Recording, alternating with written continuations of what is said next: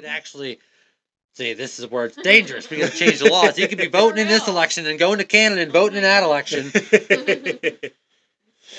Playing both sides of the ball.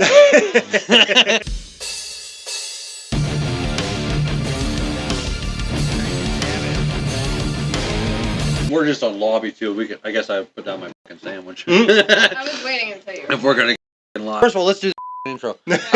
Canadian Mike in the seat.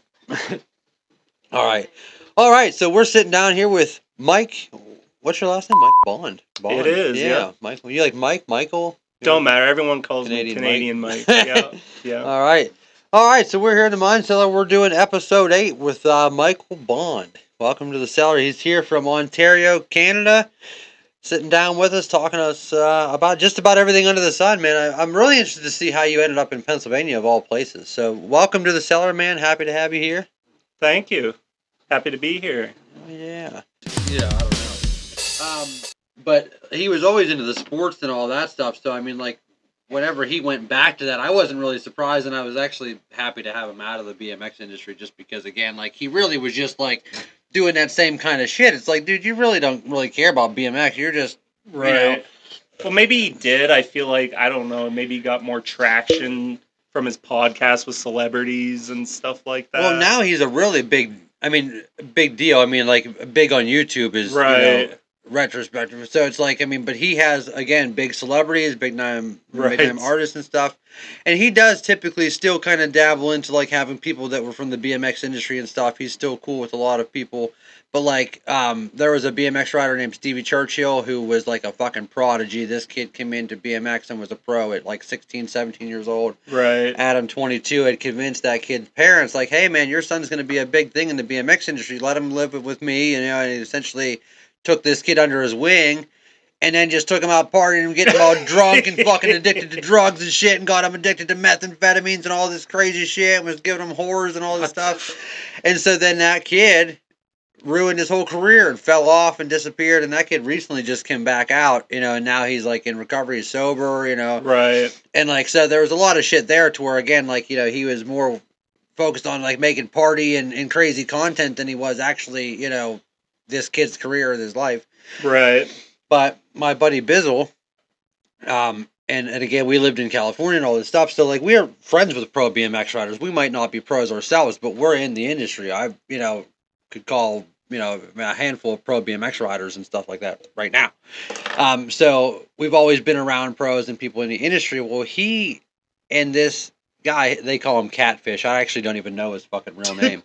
But this was before the Catfish TV show came out. This guy's like in his 50s. But he's an old school BMX rider, flatland rider.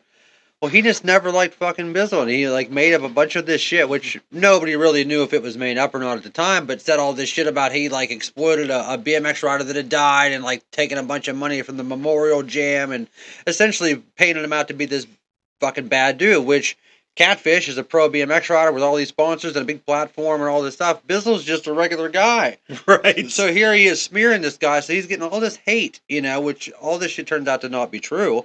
He just didn't fucking like him. You know, so, I mean, this went on for decades. This huge feud was, like, notorious in the BMX industry between Catfish and Bizzle fucking left, you know, all of his friends behind because of all this shit and all this hate. And it was this big thing. So Adam, 22, being who he is, and again, I mean, I'm sure, like I said, he's known Bizzle and he's been in the BMX industry. I'm sure part of him wanted to just kind of set the record straight. But I know that he really just wanted to have them on there for the controversy, and because he knew it was going to get serious. Like, right. So, I mean, he flew Bizzle out, you know, and had him tell the whole fucking story. Because, like, in the time that this all took place, like, Bizzle was, like, beat up by fucking police, was stabbed in the eye, lost his fucking eye. I mean, this dude is, like, the closest thing to a real life Forrest Gump I've ever met, dude. Like, he's been through so much shit. He fucking biked across the country on a little 20-inch BMX bike, That's single crazy. speed, like, across the country. I see him, he's in fucking Hawaii, you know, like, he's just got, like, the most heart, dude, and the most fucking stamina of anybody, and, like, he just can't catch a break. Every time he has an opportunity of something good, it gets fucked. And, like, he's on there, like, Come on, Adam, give me some money, man. You got so much fucking money, dude. And he could have helped him out. They were going to do a show together and all this stuff, and Bizzle would have been able to make some money, from the royalties or whatever, and he just never put him on, because Adam's all about Adam. So it's like, I have personal, stigmatisms against that dude just because of how he's done people shitty, and again, just he's more about the fame and the views than he is about really, giving a shit about people. That can change people. The money does that to a lot of people, for sure. But him and his dude, like, his fucking neck tattoos and shit. S&M did this skit one time. Because, again, he ran The Come Up, which was a breakthrough website. I mean, this was the early days of the internet. This was still, like, when Vimeo and all that was still new. YouTube was still new. And it was a place where, like, as me, a nobody, an amateur BMX rider, could post my videos, and they would accept it or not accept it onto the site. And then my videos would be right next to pro BMX rider videos, to where it was allowing young talent to get discovered in a new way, that otherwise you had no way of being recognized, So like it became a hub for all BMX content and media, like it was a really incredible thing. S&M did this fucking skit, and they called it Das Come Up, and they portrayed a parody of Adam 22 as Adolf Hitler. And like, oh my god, like I actually reached out to Chris Moeller, the fucking owner of S&M Bikes, to try to find that online somewhere, and it's like that shit's so far gone, buried in the days of the internet. Like, yeah, but it was such comedic gold, and to have it now he's not into the BMX industry anymore, he's gone. Right. Oh, yeah, I don't really watch him anymore. Like the odd interview, I might, depending on who he's interviewing. But like ever since he got into porn, that was the thing too. He was doing he had like an OnlyFans thing, right? Yeah, and then all that. Was that all his wife? Was it just? No, it was him. Like he was fucking porn stars. Like he's had like Riley Reid and a bunch of other notorious people. Okay.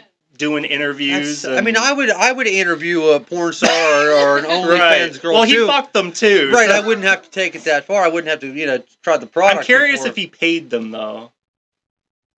The problem with that stuff is it's like, hey, you know what? You're gonna get some clout for being on here. You're gonna get some. Yeah, but I don't think he has enough clout to persuade someone like Riley Reid. I'm not sure. I feel like no. Maybe he's got enough girth. Maybe you don't know what it is. It might not be clout. Maybe it's fucking thickness. I don't know. We don't know what he's got. I actually never watched any of his videos. I'm not I don't think you want. I'm not subscribed. Yeah, well, it's called No Jumper for a reason. I ain't jumping on it. Yeah, but yeah, I mean, like I'm actually glad that he's not a part of it anymore. There's better things in BMX, and they're better off without him. But for the spectacle, like he doesn't even interview pros on his show anymore. It's all rappers and like a lot of people I don't even know or heard of. Well, and influencers, I'm sure. And all of this stuff, like Like I feel like Logan Paul's better than he is. Like honestly. Like Logan Paul's YouTube channel? No, his Impulsive. See, I've never watched any of his stuff. Oh, yeah. He has a podcast called Impulsive. Is it actually worth watching? Because I know they're kind of goony sometimes. They can be, yeah. But yeah, they actually talk about a lot of. I actually forgot my notes for this. Fucking downstairs. But I wanted to have a little bit of a structure. I mean, it's easy to just sit here and talk, but sometimes right. Yeah, you can go down a rabbit hole if you don't have Yeah, But yeah, so I just seen that they have a new show too. Him and his brother both have a fucking reality show now too. Which is like, they're just milking the fucking teat, man. Like every single opportunity they've got to make money, they're just and if you had that position, why not? Right. And it's the same situation to where they kind of get off on being, a large percentage of people just don't like them. Right. And you lean into that. It's like being a heel. I grew up watching fucking wrestling and WWE and WWF and shit like that. Like, I get it. You're portraying a persona. It works for them. Like I said, they get probably more people watching them that hate them and complain about them and more activity of people complaining than they do people loving them. It's like, so it's all just money to them. Right. Like, we talk about it all the time. I'm like, man, I mean, you could essentially, turn it into anything. Like I talk about these bots and shit like that online that are just like, they're horrible. Farming controversy. It's bad, and plus, like all the fake accounts and fake comments, it's just brutal. Like if I make a post on Facebook public, I at least have 4-10 comments of fake accounts just hey, See- how are you? Message me. Blah See, blah. I blah. get weird ones too, and like they always like work at somewhere like Spotify or Apple, because I'm in a couple podcast groups just to have another avenue to like share it out there, and I get massive amounts of spam back, like just Yeah. and you always knew that there was fake accounts, but it's crazy that they've got it to the point now where those accounts now are capable of commenting on stuff. I know, and, it's crazy. It's been proven now that there's actual ones that like their only purpose is to create controversy and stir up arguments and get people fucking talking. It's like, it's kind of weird, to think about what percentage of. I feel like a lot of them are scammers trying to get money. Like they always put links in them too. Like, hey, click this for Right. $5,000, $10,000 or whatever. So I was always worried people think I'm a scammer. I'm like, hey, come just check out my podcast. Here's a link. But you're not... Yeah, true. I'm like, fuck, I sound That's like why a you fucking usually bot. just leave it like in your business. Right. Like, hey, this is my podcast link, check it out. Well, and if you're someone that's actually doing the stuff, like you've probably learned that like actually Facebook algorithm buries stuff that has a link in it, because obviously the last thing they want you to do is leave Facebook.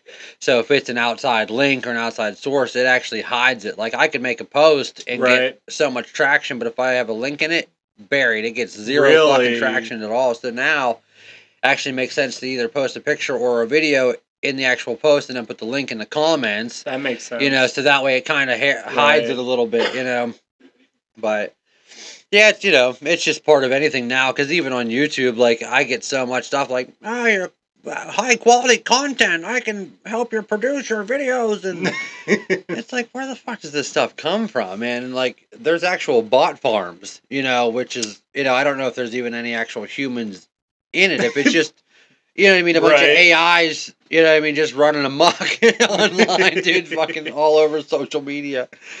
Oh, it's so funny. I think about that video. I just seen it recently, but it's not, new even. But they did an experiment where they gave a robot in this facility where they have a bunch of other automated robots the task to just go home and convince other robots to go home with it. Did you see this? No. And that's all they said is like, listen, go home and convince the other robots to go with you. And like, it doesn't have a home. It doesn't know what the concept of home or anything is.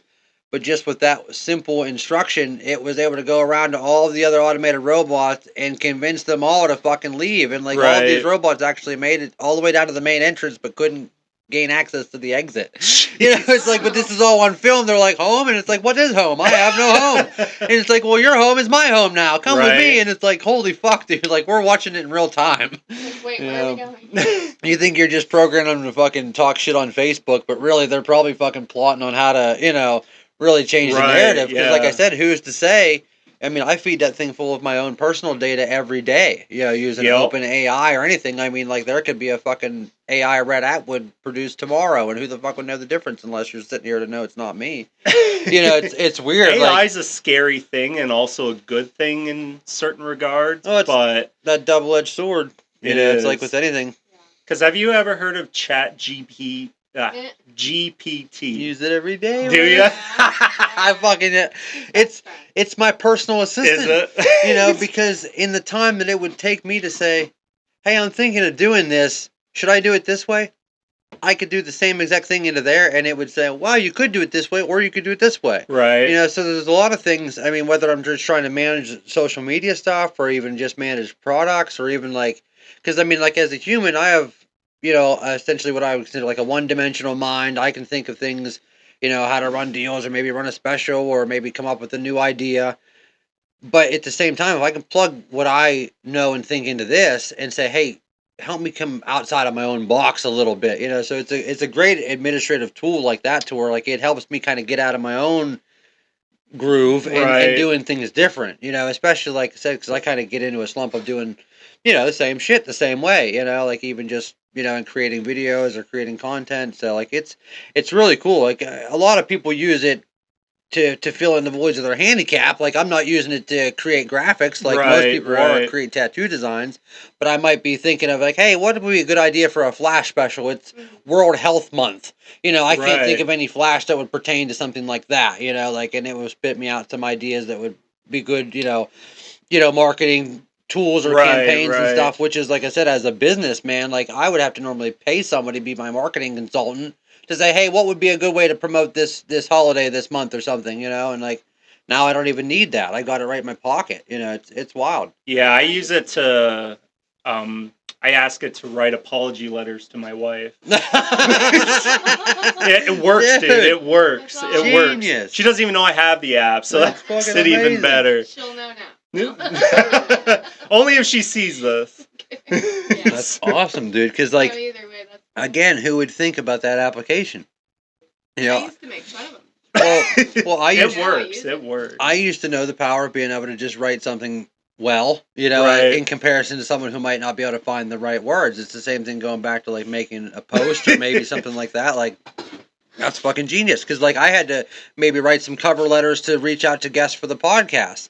Same thing. I say, hey, listen, like I need like a prefab message that I can just send to someone I've never met, someone that doesn't know me, give them a little bit of an insight of who I am and what I'm trying to do, and it'll spit me out a little thing. Hey, welcome to the Mind Thriller. You've been invited to the podcast. It's like, it just makes it so formal, and it just puts all my ideas kind of together. Which I'm capable of doing myself, but at the same time, I've got a fucking bunch of other shit to do. Yeah, it makes your life a little bit more easy, dude. It's so nice. Like I said, I mean, now you can have it even just proofreading stuff. Like we're in the process of writing books, and we work with Chris about writing books, and I even told him like, dude, I mean, even if you write that thing 100% on your own leg, you could drop that into there and say, hey, am I missing anything? Am I, is there any narrative that needs to be filled in somewhere? Is there any gaps in my story? Right. Even just proofreading and stuff like that and structuring it properly. Like, I mean, so it's a great tool. I encourage anybody to try it, A lot of people have AI fucking fear, and it is scary. Like, if I go into my chat GBT memory, I start getting scared, because it doesn't keep a history of what I ask it or what I tell it necessarily. It gives a very human... Yeah, a human reflection. It thinks for you. It's weird. Like it'll be like, just stupid shit. Like Ratchet's tattoo shop's closed on Sunday and Monday. I'm like, you don't fucking need to know that. Delete that fucking memory. You know what I mean? Or like his podcast Even if is you in his delete attic. it's still there. Somebody's keeping a log of it. Yeah, nothing's deleted. Like even on Facebook, Instagram, dude, your data's like saved. There's a line that this girl from high school, and I won't name her because I don't even like her anymore. But a line that this girl said, and this was in the early days of the computers, and her dad was like, trying to delete shit, a virus or whatever, blah, blah, blah. And she's like, where do you think that goes? Your computer doesn't shit, does it? You know what I mean? Like, right. It's like, wow, that's interesting. It's stored somewhere. You know what I mean? It might not even be worse, on your they shit. sell that information to other companies. Dude, I play Pokemon Go every day, and I'll be the first nerd to fucking admit it. But it's like, man, I've always thought about that. Boy, look at the information I'm gathering for whoever's on the other end of it. And they just sold their company, the entire gaming division, which includes all of that personal data that I've been walking around giving it, scanning fucking... And what's weird is, like, people think that doesn't really have any value, but in the age of, the next 10, 20 years, your data is going to be the most valuable fucking thing that you have. I mean, your information about, like I said, they can control what they're selling you, what they're buying you, what you're seeing, what you're reading, based on everything that I'm giving it. They know what I like, what I don't like, what my triggers are. They know what they know what fucking gets me off, what gets me on. I mean, they know it all. Right. And it's like I feed it into it every day, and it's like with Google Earth, they can only see so much, but like with those apps where I got an AR scan, eye level shit, I mean, we're talking every post office, every church, every government building. I mean, those are all places of interest just within that one game itself. Well, they just sold this game, Pokemon Go and Niantic, the whole thing, to Saudi Arabia, the Saudi government. So you think people were freaking out? People were really nervous, and it's like, you could say, well, it's just a game, it's a little kid's game, but if you're really smart and you understand the value in the data, and really what you could do maliciously with that data. Yeah, it's scary. It's and like the government's tracking all this as well. Like, well, look at China, Skynet. You know what I mean? Like, I don't know, how much of it is truth and how much of it's conspiracy, but I mean, they track you everywhere you go, how long you were there, where you came from, why you were there. They have like face recognition, so like if you go to public transport, it recognizes you. Well, and what I was told, again, yeah, I don't know where the line's blurred between what's true and what's conspiracy, but I was told that, like, say I was out jaywalking yesterday, they almost know immediately because they can track my movements. They can tell that the light was red or the light was green, and I Right. walked anyway. And then like they have everything essentially consolidated to one app in China, to where like I mean it's your social media, it's your bank, it's your Uber, it's your grocery. So they can cut you off at any point in time from anything. They can stop you from using public transit. They can stop you Yeah, from they fucking can. buying groceries. Yeah. They can stop you from doing any of that if they don't like what you're doing or your activity. Yeah. You know, and it's like how fucking scary if for some reason what you're doing doesn't align with what they think you should be doing. Right. I mean, they can really cut you off. You know? And it's funny you say that because back during COVID in Canada, they locked down the whole country. Yeah, Canada's bad for that. They were really bad. And worse than the United States. I mean, Yes. we thought we had it bad. Yes, it was way worse than the United States. You My- couldn't buy underwear. You couldn't buy any products that weren't deemed necessary. Necessity. Fucking There underwear was is pretty lines like for miles. pretty necessary. I mean, I'm not wearing any right now. Yeah, but I'm only just saying. food items, grocery items. That was it. So Yeah. my dad told me this story. My Yep. mother was up in Canada, like I was young. She spit her gum out on the sidewalk and got a ticket. Is that? Now that's a bit far fetched, I think. Well, and maybe 20 years ago, maybe, you know, living was a Right. little bit, you know, yeah, I don't know but- about that. It's Okay. possible, but wrong place, wrong time, maybe. right. Maybe. But you know. but yeah, during COVID, like there was a big trucker convoy protest up there. Wow. Thousands of truckers protesting or whatever. The Canadian government froze all their bank accounts. Holy shit. Yeah.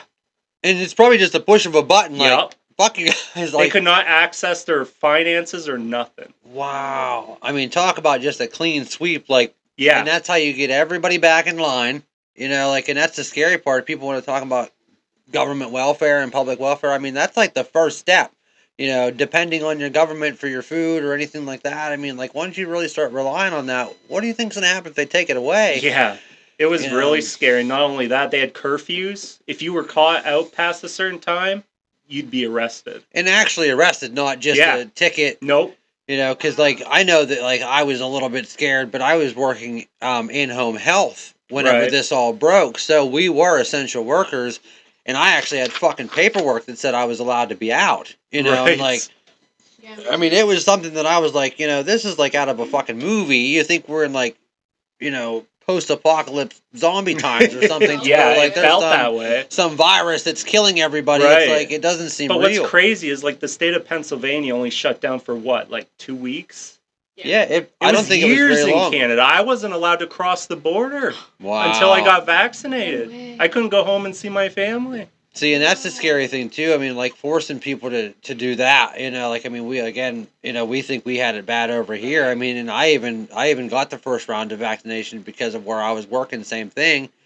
If you're going to be on the fucking payroll or on the schedule, you have to have a vaccination to be coming in because most of these people that we're encountering are already high risk or with Right, pre-existing right. conditions, and God forbid you come in there and make somebody sick or it's like so. I mean, they cut off obviously all visitation. Nobody was allowed to go anywhere. I mean, Yeah. we were essentially stuck with the client in the house, and I mean, I was only allowed to go to and from work.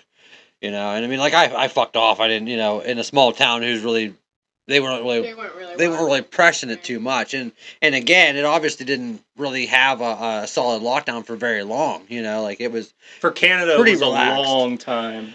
Yeah, I mean, like, Yeah.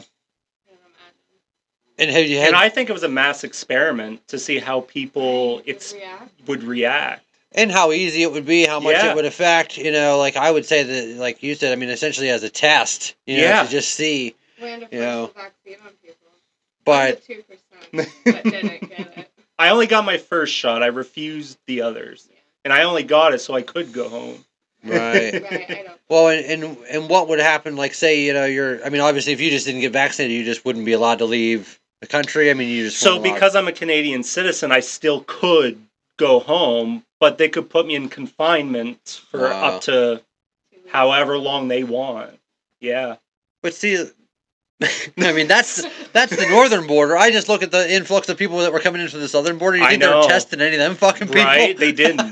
Like, oh my god, Make that make sense, They're right? coming from who Like, God literally. knows where, and it's like with who knows what disease is probably shit that we're not even aware of, and you're telling everybody in our country and obviously above Right. us, you can't go anywhere, you got to be fucking locked down, but like just keep on coming in from anywhere else.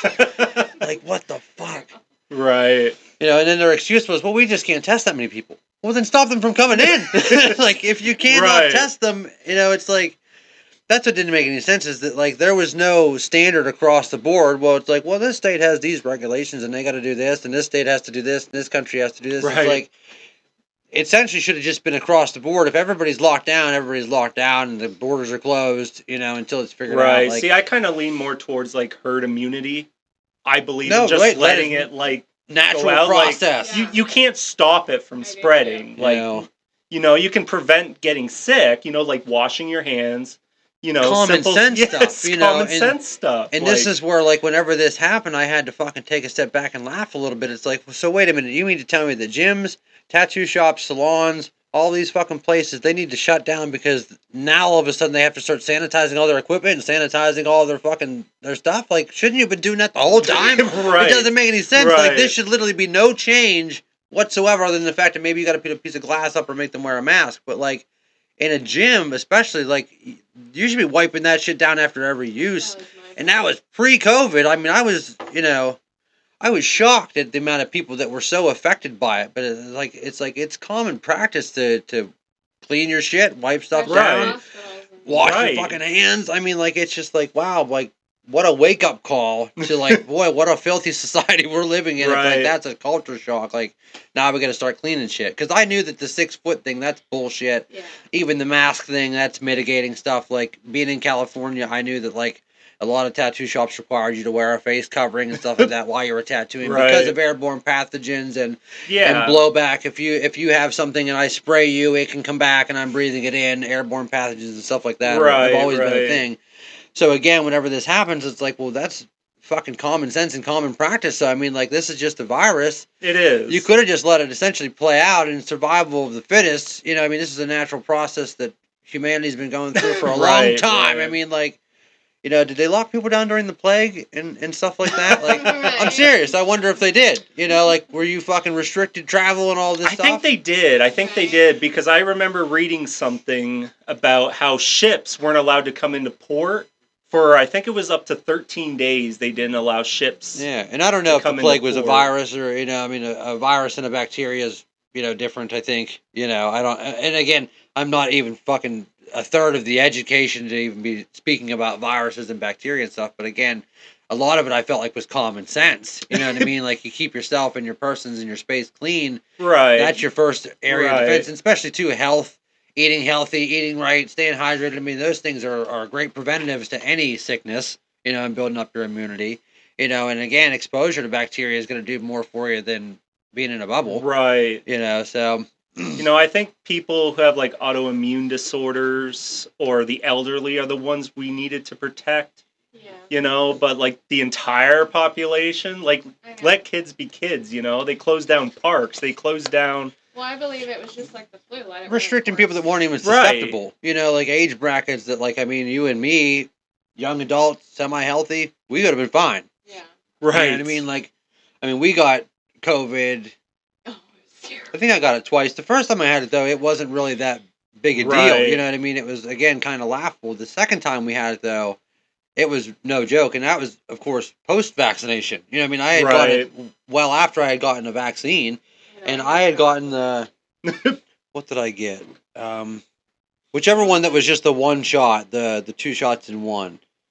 It wasn't the Pfizer. I think I was absolutely against the Pfizer. A lot of bad shit was coming out about the Pfizer shot. So I think I Did got you the get Johnson. Moderna? I think I got the Johnson and Johnson was the Okay. one that I got. They're Yeah. all bad. Oh my God, there's all this stuff already Yeah. already coming out. It's only been a couple years since that, Exactly. and like people having all these crazy side effects and shit, and like Yeah, like heart problems and all Oh my sorts great. of stuff.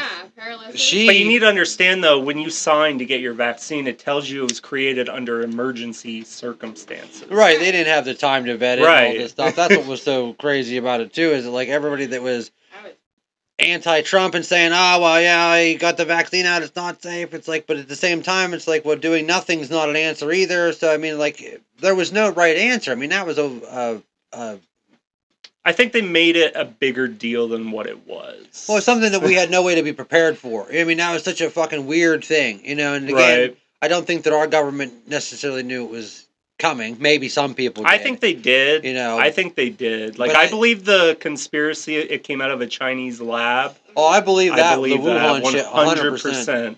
Yeah, especially because the guy who was gonna fucking come out and talk about it, the doctor I think that discovered it, didn't he fucking die suspiciously? You know A what I lot mean? of Like, Chinese doctors did. you Yeah. know, like all the people that were working directly on that are all dead. I'm pretty Yeah. fucking sure. Whether it was, you know, somebody killed them from stopping them from talking or what. But like, I really believe that whether they were in cahoots with people in our government, that they did this as a test to not only, like I said, see kind of how you can control people, maybe even just the effectiveness of a virus as far as us passing it around to each other. Right. You know, because as a population, you know, like we really didn't get affected too much. It was in these big cities where everybody's condensed and really together.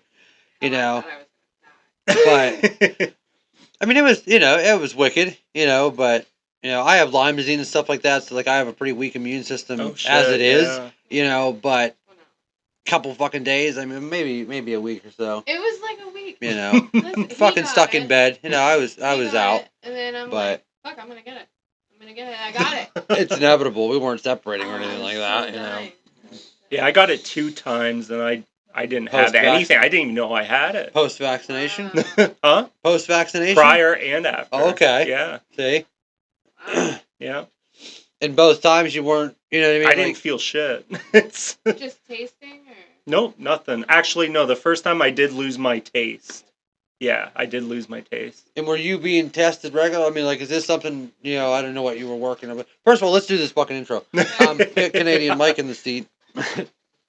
All right. All right, so we're sitting down here with Mike. What's your last name? Mike Bond. Bond. It is, yeah. Mike. You like Mike? Michael? Don't matter. Everyone calls me Canadian Mike. Yeah, yeah. All right. All right, so we're here in the Mind Cellar. We're doing episode 8 with Micheal Bond. Welcome to the cellar. He's here from Ontario, Canada, sitting down with us, talking to us about just about everything under the sun, man. I'm really interested to see how you ended up in Pennsylvania, of all places. So welcome to the cellar, man. Happy to have you here. Thank you. Happy to be here. Oh, yeah. So how did you end up in Pennsylvania? So I have an aunt that lives down here. She lives in Olean, New York. And I was visiting, and I was on Tinder. And I matched with her.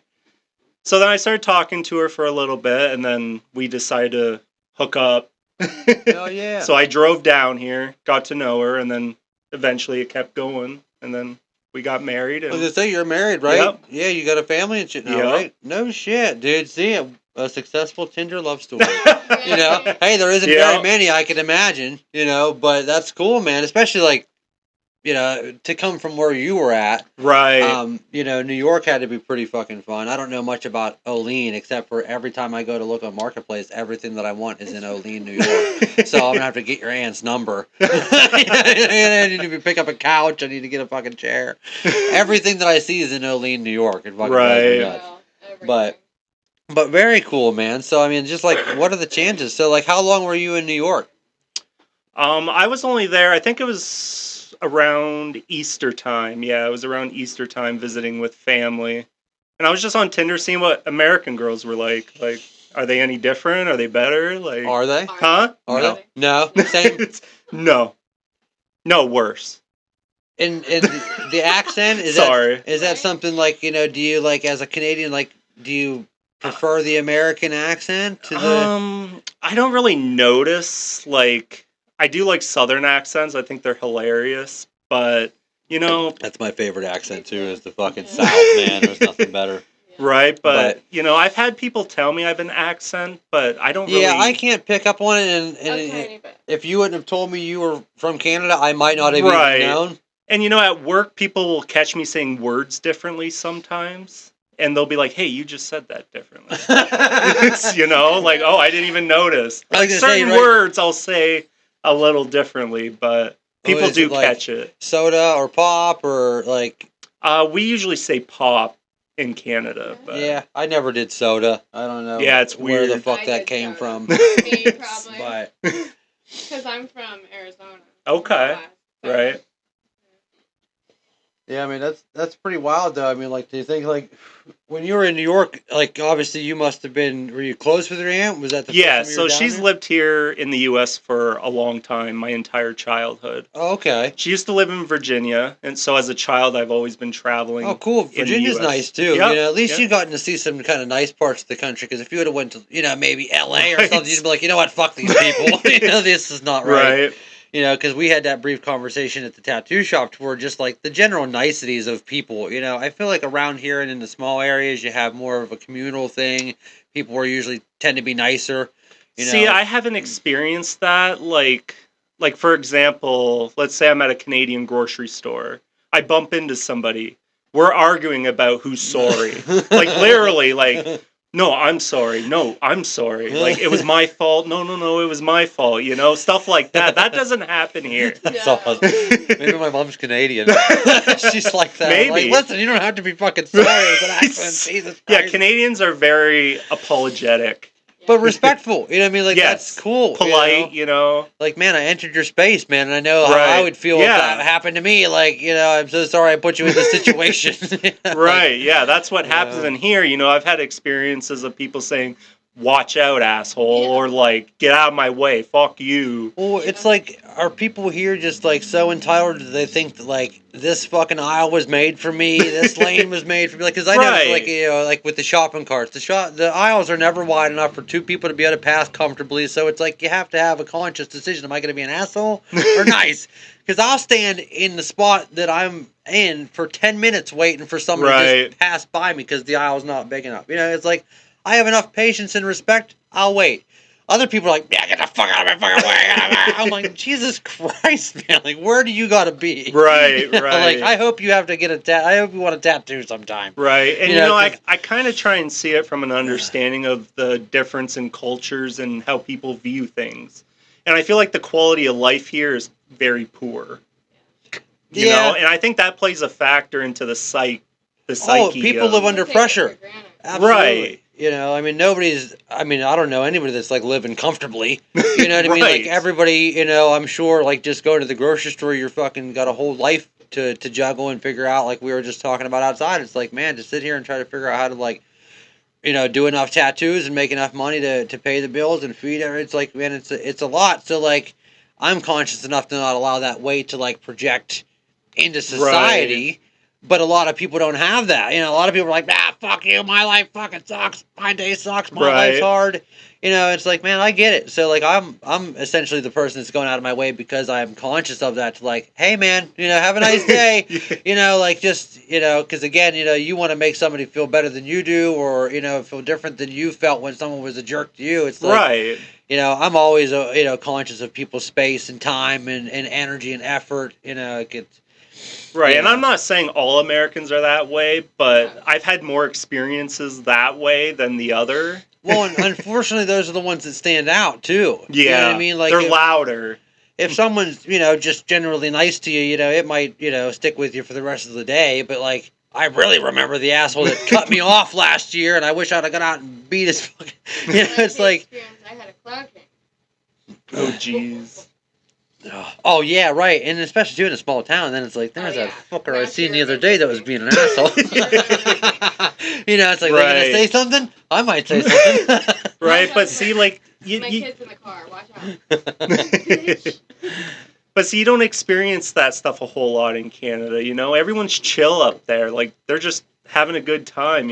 Like Weed's been legal up there a long time. yes, it hasn't has. Yeah. Yes, it has. Well, and I think that as funny as that is, and as silly as that may be, it's like just not restricting the people from maybe something that maybe would make them a little bit nicer, or maybe make them a little bit more accepting of things that are difficult. Right, but even before marijuana was legalized there, people were still that way. Yeah, You just in the DNA. maybe, Yeah. but I think healthcare Frozen. That's what it is. Yeah. I think healthcare plays a huge factor though. Dude, anytime that somebody brings up Canada, that's the first and pretty much the only thing that really most people talk about is like they have so much respect for the fact that Canada takes care of their people when it comes to healthcare, and why can't anybody else do that here? Like it can't be that hard to figure out. Right. I feel like there's a lot of things here, like the hardcore Republicans growing up, they're like, oh, universal health care is communist or socialist. But it's not, though, because they're fine with Medicaid and Medicare, which is government-funded right. health And same programs. with welfare. It's like, Yeah. CHIP and all these programs Right. that are implemented for people who can't afford their own health Right, care. but I often hear people saying that universal health care is communist. That's... I think that what people forget is that there's a matter of degree of everything. You know what I mean? Like, there are some people who just need help, Right. and there needs to be things in place that's going to prevent people from taking advantage of it, because, again, a society that's dependent on the government is not a society that's healthy anyway, so, like, you could give them free health care without giving them fucking free rent, free housing, free birth control, free transgender surgeries. You know what I mean? Like, like you could actually do something that would really just help the people and not buy into all the other stuff that's really kind of manifesting a bunch of, Right. people that are just taking advantage of it. Well, see, I feel like the U.S. government here is more keen on having people rely on them than the Canadian government. Because in Canada, when you go on welfare... they'll pay for your car insurance. They'll give you money for gas, but you got to prove that you're going to job interviews. You actually have to go to an office and prove that you're doing this. Right. And here, I don't feel they do that, do they? I don't think There's requirements now which have only been in place for a short time, maybe a decade or so, because it used to be there was very little people checking up on the recipients of it, Right. and I always used to laugh. And again, I know there's a large percentage of people that really do need it to feed their kids, Right, to pay I their bills. 100% agree. But being in my position, I provide a luxury, not a necessity. And I had so many people, and this isn't in this area, this was in this town, this was the first tattoo shop that I was in. And I always would make this joke, like, if I would fucking be able to accept EBT cards for tattoos, I'd be rich. You know what I mean? Because so many people in there were openly speaking about, like, I sold my food stamps to pay for this tattoo. And it's like, well, then do you fucking need them? Like, right. Are you getting this tattoo and your kid's at home starving? Like, I mean, so these are the people that I know directly, like, I wish I had the power to cut off your benefits. And, like, I'm benefiting from you being nefarious with them. It's like, I would rather not be taking your money that you're using. Like I said, like, it's just a weird system to where you're creating a very open-ended system where people can take advantage of it, and they know it. I mean, believe what you want about these numbers that's coming out now, but it's like all this taxpayer money that they're seeing is like, wow, this is going to a lot of shit that, like, really isn't kind of benefiting Americans or anybody directly. So, like, again, redispositioning some of this money and maybe some of this, executive power. You got to be careful about that because I feel like, I'm sorry, I'm not a big Trump supporter, but... That's a big reason why I wanted to talk to you, because that perspective is important. Right. The main thing for me is, like, DOGE, the Department of Government Efficiency. Great idea. It's a very strong idea. I support it 100%. They don't know what the fuck they're doing. Well, they really don't. Like, they're firing people, then rehiring them. Like those, at the TSA or whatever, they fired a bunch of safety employees. Right. And then how many aircraft crashes occurred? Fucking how many? Tell me. And how quickly did they rehire them right after that? It's like they have no fucking idea that's because of what they're doing doing. in DEI. We don't know. But it was a fucking strange coincidence. Yes. Like, what a fucking... I almost have reason to believe, because I'm a conspiracy theorist, they're like, oh shit, Trump fired a bunch of fucking TSA agents. All right, let's fly a couple of these planes into the ground. And didn't he, like, bomb Yemen while this was happening, too? Like, I remember seeing a reel about him, like... Something happened with Yemen, which I have direct relationship with someone that, goes to Yemen. I should probably get the data and figure out what's happening. But yeah, I think it has to do with those Houthis or whatever they are. Houthis. That's like they've been attacking naming these cargo groups. shipments and shit like that. Now it's no-fly zone. Yep.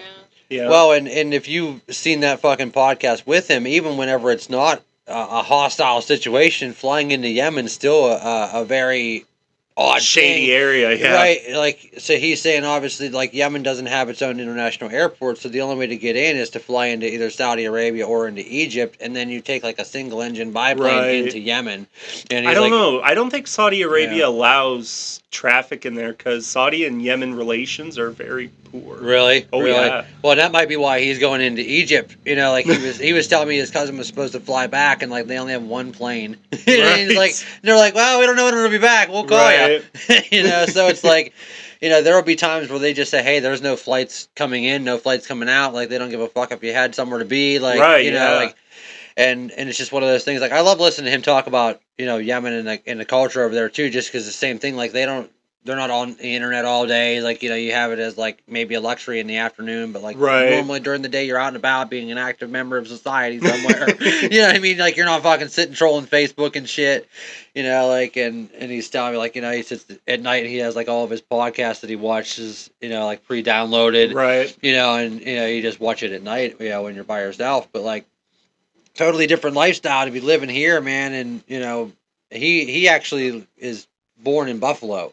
Yes, he's actually an American citizen, and then as you see, like as he became an adult, he started traveling back and forth. But like his perspective on the whole thing is really interesting too, because again, he would have every reason to be anti-American, 100%. anti-Trump, all this stuff, you know, and that's what like without wanting to offend anybody, it's like, man, like, are you good? Like, I know you were born in Buffalo, but like, you know, you and your family, like, you guys, you know. Because, like, I mean, small town all you want, but, like, they raided fucking Taco Inc. down here and took people out of here. So it's like, I mean, they obviously, you know, they don't give a fuck if you're in a small butt crack town of America or what. Like, they obviously know where people are at and they're taking people that aren't legally here. You know, so I was a little bit worried. I'm like, man, like, you know. And he's like, fuck. He's like, I got a fucking Trump flag hanging up in the back of the fucking shop. He's like, I'm good. I'm here legally. You know, it's like, you know. Well, and not on every front either, because it's the same thing. I can tell you all day that I support Donald Trump and all this stuff, but there's I mean, I would say maybe 50% of this stuff. Right. Like, well, I don't know if I would agree with that. I don't know if I would. To be honest, I support. You have to, you know. I support majority of what Trump wants to do, but in certain regards, he's being rather. What'd be the right word? Maybe I want to say sloppy. You know. Yep, irrational, dumb even. You know, and I think that a large part of it is that after his first term, a lot of people were like, wow, you know, he was a lot of talk and a lot of stuff. You know, he said he was going to do this and do that and drain the swamp. And, well, see, the one thing that bothers me the most is this tariff nonsense. Yeah, let's talk about that because there's always been tariffs and duties. Always. But, you know what I mean? So not as bad. Trump often likes to say Canada takes advantage of the United States. I would love to know how. Well, isn't there I don't know, and you could probably even pull it up, but I think I heard something like there's 100 and maybe more than 100%. That's bullshit. Tariff on goods that come from America into Canada. They charge them 100%. I think that's what I heard. Bullshit. You know, Canada buys more goods from the United States than any other country. Really? Yes. Yeah, and we are one of the biggest U.S. buyers. But yeah, and I don't know what we get from Canada either, but I think that, like I said, there's always been tariffs. So is it just that the tariffs now are increasing? So look up what would she look up? What is the tariff of U.S. goods to Canada or something like that? I think you pay a customs duty, like a levy, because I used to work for a company in Canada, and when I crossed the border, my boss had to pay duties or levies, they called it, which is sort of like a tax, but it was almost it was barely nothing. Okay. So tariffs are basically taxes on the consumers. So let's say you buy something from. You hear that down there? Yeah, it's like they're fucking destroying the house. Well, no, we need Canada-U.S. tariff percentages or something like that. Didn't put anything in it. Pulled up.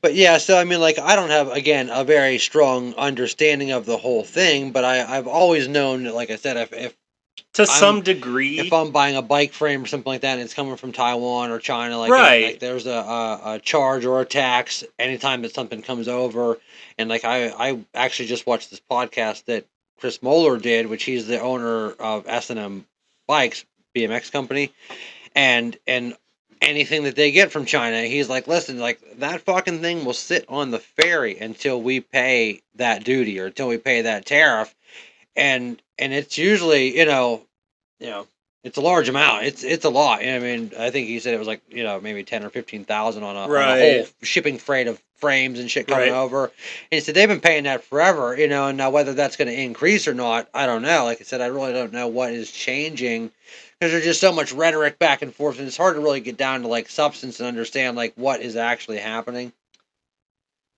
Right. What do you think?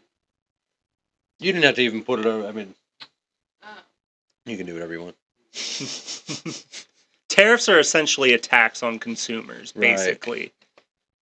Right. And that is going to end up increasing the cost of the product, right, for the consumer. Essentially, that's correct. What we're talking about, because this is the one thing that my original understanding is that we don't pay the tariff, the country does. You know what I mean? But the businesses do. The businesses, I believe. So obviously that cost then is going to translate into them having to increase the price, which is going to cost us more money. Okay.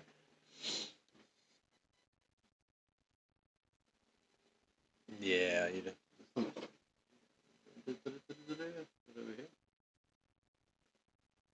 Are there tariffs from the U.S.? Okay, yes. But it's not pulled up on the thing. 10% on energy. 25% on Canadian goods, 10% on energy. This is another thing, too, that really surprised me, dude. I fucking heard that, I don't know if it's the entire state, but almost the entire state of California is powered by Canada. Really? I did not know that. That California doesn't provide any of their own electricity. That it comes, I think, it comes from Canada, which is like, how the fuck does that make know, sense? like Michigan, Minnesota, a lot of like northern border states rely on Canadian electricity. Because I remember when the tariffs were first coming out, Canada threatened to shut it off.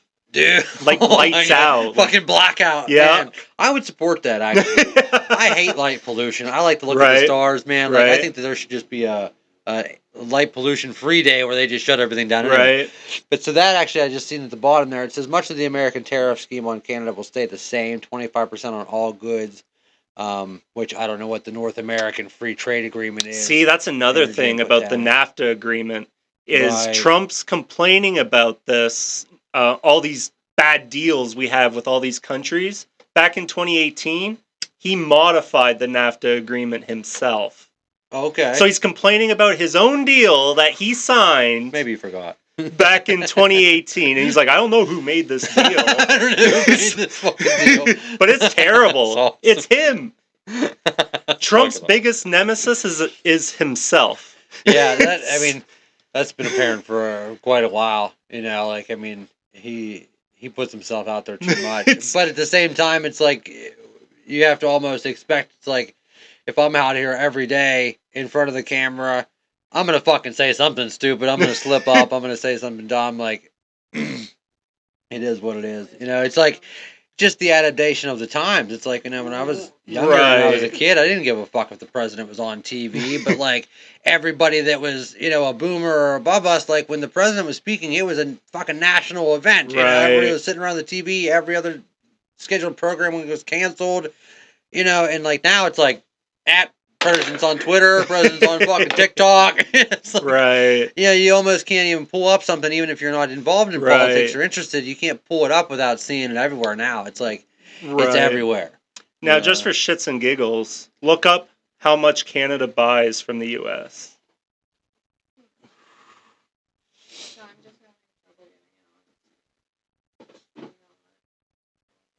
Oh, it's because okay. I did that. Yeah, so what you'll do is you just go to properties and it's just gonna.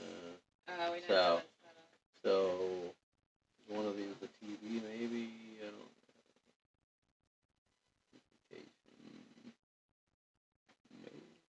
You're not connected to that one over there right now. That's why it's not. Even when I was.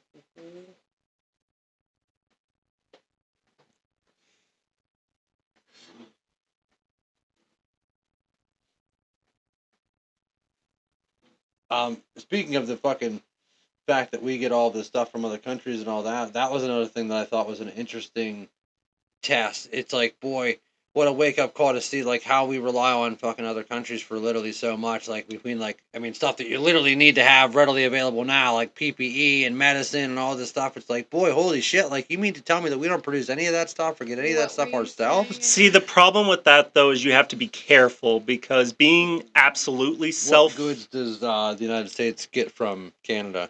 or no, sorry, how much Canada buys from the U.S. That was it. Okay. Yeah. But you know, to think like, okay, so if China, I mean, in my whole lifetime, China has always been kind of considered the enemy. You know, China's been the scary one. I never really worried about Russia too much. But like to know that over the past 20, 30 years, we have allowed ourselves to be 100% dependent on China. Right. See, look at that. Wow. $277 fucking billion. Shit.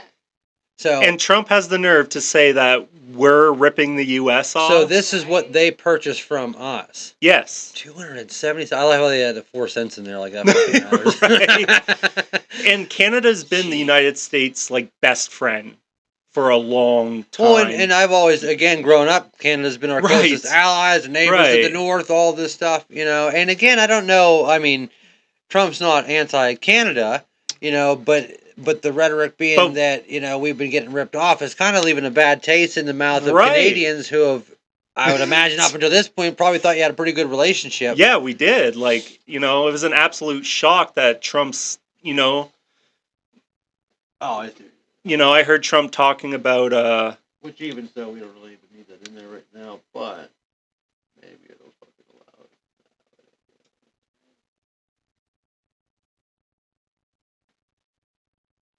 Oh, well. Trying to drop it. I guess you put it over there. Yeah.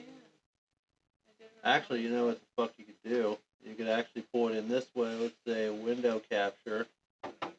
And it'll only be capturing. Let's see if that is.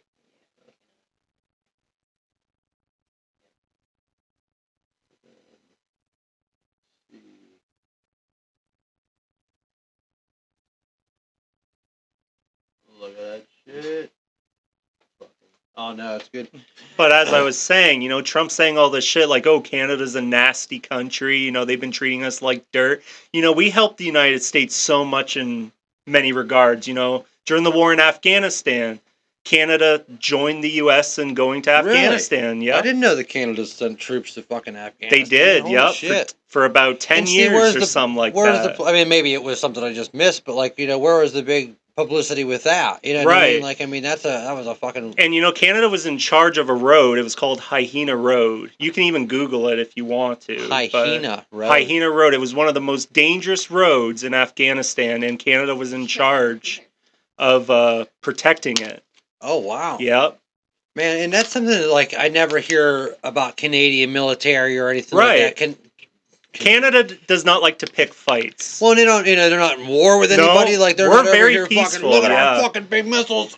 And you know, we were there for the U.S. when 9/11 happened. Every major natural disaster, we've been there to help the United States. So for Trump to say these things, you know, it puts a bad taste in our mouth, like you said. Right. And What's the name of that road? Hyena Road. Hyena. Yep. But Canadian Armed Forces. Yep. how do you feel as a There's Canadian, a movie about it too. How do you feel about Trudeau? Do not like him. See, and so do you think it maybe just could be you know, a conflict of administrations or governments, you know, because didn't he fucking resign? He did. Like, I seen he resigned, I'm like, yes! He did resign. And then he's back. Like, just kidding. No, he's gone. He's gone. Oh, We okay. have a new prime minister. Oh, okay. So what happened was the Liberal Party was fed up with him themselves. I would imagine, yeah. So it got to a point where he had to step down, and his 'Cause- rating in the polls, you know, it was very unpopular. He Right. dipped all the way down to. And I was going to say, I remember this. I mean, before Trump started this whole Right. Canada thing, that like he was a problem anyway. That, you know, he yeah. really wasn't the ideal fucking, you know, whatever candidate, whatever you want to call him. Right. You know, that they were pretty much, he was behind that resignation or something. That's what I found there. Yeah, Justin Trudeau was behind the freezing of bank accounts. Wow. Yeah. Yeah, that's scary, man. Like I said, just to think that, like, I mean, if they can do it, I would be, I would be surprised to find out if our government and stuff like that doesn't have at least the power, and that's where, like, Right. Just found a movie? So yes, this is the movie. Like it says, True the film is story. based on the true story of Rout Hyena during the war in Afghanistan, which over various rotations involved many units across the Canadian Armed Forces. and go down a little bit there. There's a couple questions. Yeah, Let's see. We obviously know it's in Afghanistan. Do we have hyenas in Canada? Go up actually. Put in Canadian role or something like that. Like Canada's role in that. Or just put Canada in Afghanistan or Canadian Armed Forces in Afghanistan. Let's see, intelligence officer, snipers.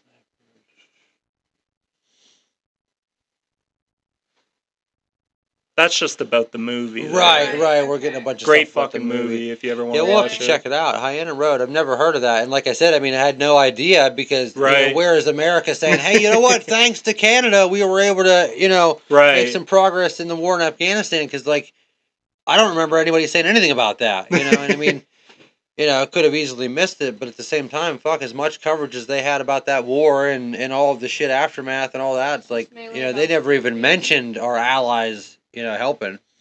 Right. I'm only finding movie material. Yeah. You could just put Canadian Armed Forces in Afghanistan in it. Yeah. There's some sick videos on YouTube though of like Canadian Leopard tanks fucking shit up. Yeah. We were talking about this the other day. It's like, how weird is that to like, just watching the war live? Yeah. On So YouTube. from 2001 to 2014. Holy shit. Wow. Yeah. So yeah, initially in a combat role and later in a non-combat role, mentoring role, focusing on the training of Afghan National Army and Police, 158 Canadian military members and 7 civilians. Holy shit! Wow. So I mean, like they lost people too, and that's the thing. Like you're going to talk shit on people that literally gave their lives to help you. I'm sure they could have easily stayed out of it. Yep, they could have. So good on hit that show more thing. Yeah, for some reason. No. But I can see it. There we go. Finally did it. It's the Trump administration fucking blocking us. Right, we're talking shit about him now. Now you're gonna get censored. Alright, so yeah, 2005, let's see, shifted their focus to volatile. What the hell? Yeah, that was one of the most dangerous areas in the whole region. That's unreal. And see, we still even did humanitarian. Well, as I said, non-combative things too, like, training the Afghan military, Right. obviously in ways to kind of keep the peace, obviously, after the war had ended. Like, that's kind of unreal. Yeah, hopefully it's just this. So anyway, so Trudeau is out. Does he have any power? Is he still acting as someone? So he's still an elected member. So we have what's called ridings in Canada, which represents a region within, I'm going to say state, and you have one person who represents that riding. Okay. So it'd be like you'd have someone who represents St. Mary's or Elk County. Okay. And then you vote for that individual into Parliament. So was there an election or since... So how it works is when he stepped down, the Liberal Party of Canada elected a new leader. Okay. I didn't know if, like, the next in command, like, I would imagine, like, if Trump would step down, Vance would be the No, president. so, like, Liberal Party members, citizens, would vote for the next leader. Okay. Then that person, his name's Mark Carney, and I hate his guts. Oh, no. But he's in now. He was elected, and then he just called a snap election. So Canadians are going to the polls April 28th. Oh, so if there are any Canadians listening, you better vote for Pierre Poilievre, okay? Pierre Poilievre. Yeah. Interesting. Yeah, like, and as much as going on around with American politics, you almost forget, that, like, this stuff is happening. And it obviously does affect us, right. Like how those relationships are going to coexist for the next fucking 4 years. Right. So a snap election, is that just like a preemptive? It's not a planned or scheduled election. It's just... It's not planned. It just means that And does he know, like, I mean, because he could just stay in power, right? Does he doesn't have to do this. So by law, because Canada currently has a minority government, which means that no political party has a majority. Oh, okay, like, as in, like, right now the Republicans have the White House and the Right, fucking right. Senate. Okay. As in Canada, you can't get anything done unless the party has a majority. Right. So it's useless. So if we have a minority government, then it's every 2 years we have an election. So it doesn't, like, stonewall a bunch of policy and shit, because essentially everybody's just going to go everyone's back just and going to forth. vote against Nobody it. can agree on anything. Nothing will get done. Well, see, we had that for a little bit to where, like, again, if you have the White House and the Senate on different sides, it's like, man, like, we're literally just wasting everybody's time. Right. That's kind of, see, this is where Canadians are just more efficient. You know, like, hey, if it ain't fucking Definitely. working, we're going to have another election, let's figure it out. Definitely, You know, like, when it comes to government efficiency, Canada's got it down. well, empower the people is what it's about. It's like, you know, we can sit here and gripe about all the stuff we disagree with, but, like, we should be the ones saying, hey, you know what, we don't like it, we have the power to change it. We all sit here knowing that we really don't have a fucking say in any of it. And I think that's why you have so much unrest with people. It's like, you know, how much control do you really feel like you have in your own life? Right. You know, it's like you really don't have a say, then why would you give a fuck? You know, like if I have no say in whether I get ahead in life or don't, and it's like I have all of this, you know, government restriction, I'm not even going to try. Right. And here's the thing, like minority governments in Canada sometimes can work. But Trudeau, being who he is, and the NDP and Liberals, everyone hates them. I'm sure you get a miracle of people that are bipartisan, and Yep, you do. That, again, like, you know, I can sit here and say I'm Republican, but there's a lot of stuff on the left and with Democrats. Right. I'm like, hey, listen, they're right. Maybe not necessarily the right way to do it or go about it, and it's the exact same thing on the right. It's like, yeah, I totally agree with weeding out waste, but maybe be more efficient with the way that you're doing it. You know, like, you know, coming out with a chainsaw, maybe not be the right fucking move. Did you see that? Fucking Musk comes out at the fucking whatever convention that was with an actual chainsaw. It's like, you know. Right. But here's the thing, like, even with Trudeau in office, the government efficiency in Canada is 99% better than here in the U.S. You know, the CRA, the Canada Revenue Agency, if I need to call them, they'll answer within 20 minutes. If you need to call the IRS, wow, good luck. Yeah. Good luck. I forget who we were on the phone with, but it was probably, you know, a utility company or something like that. Might even been for our cell phones.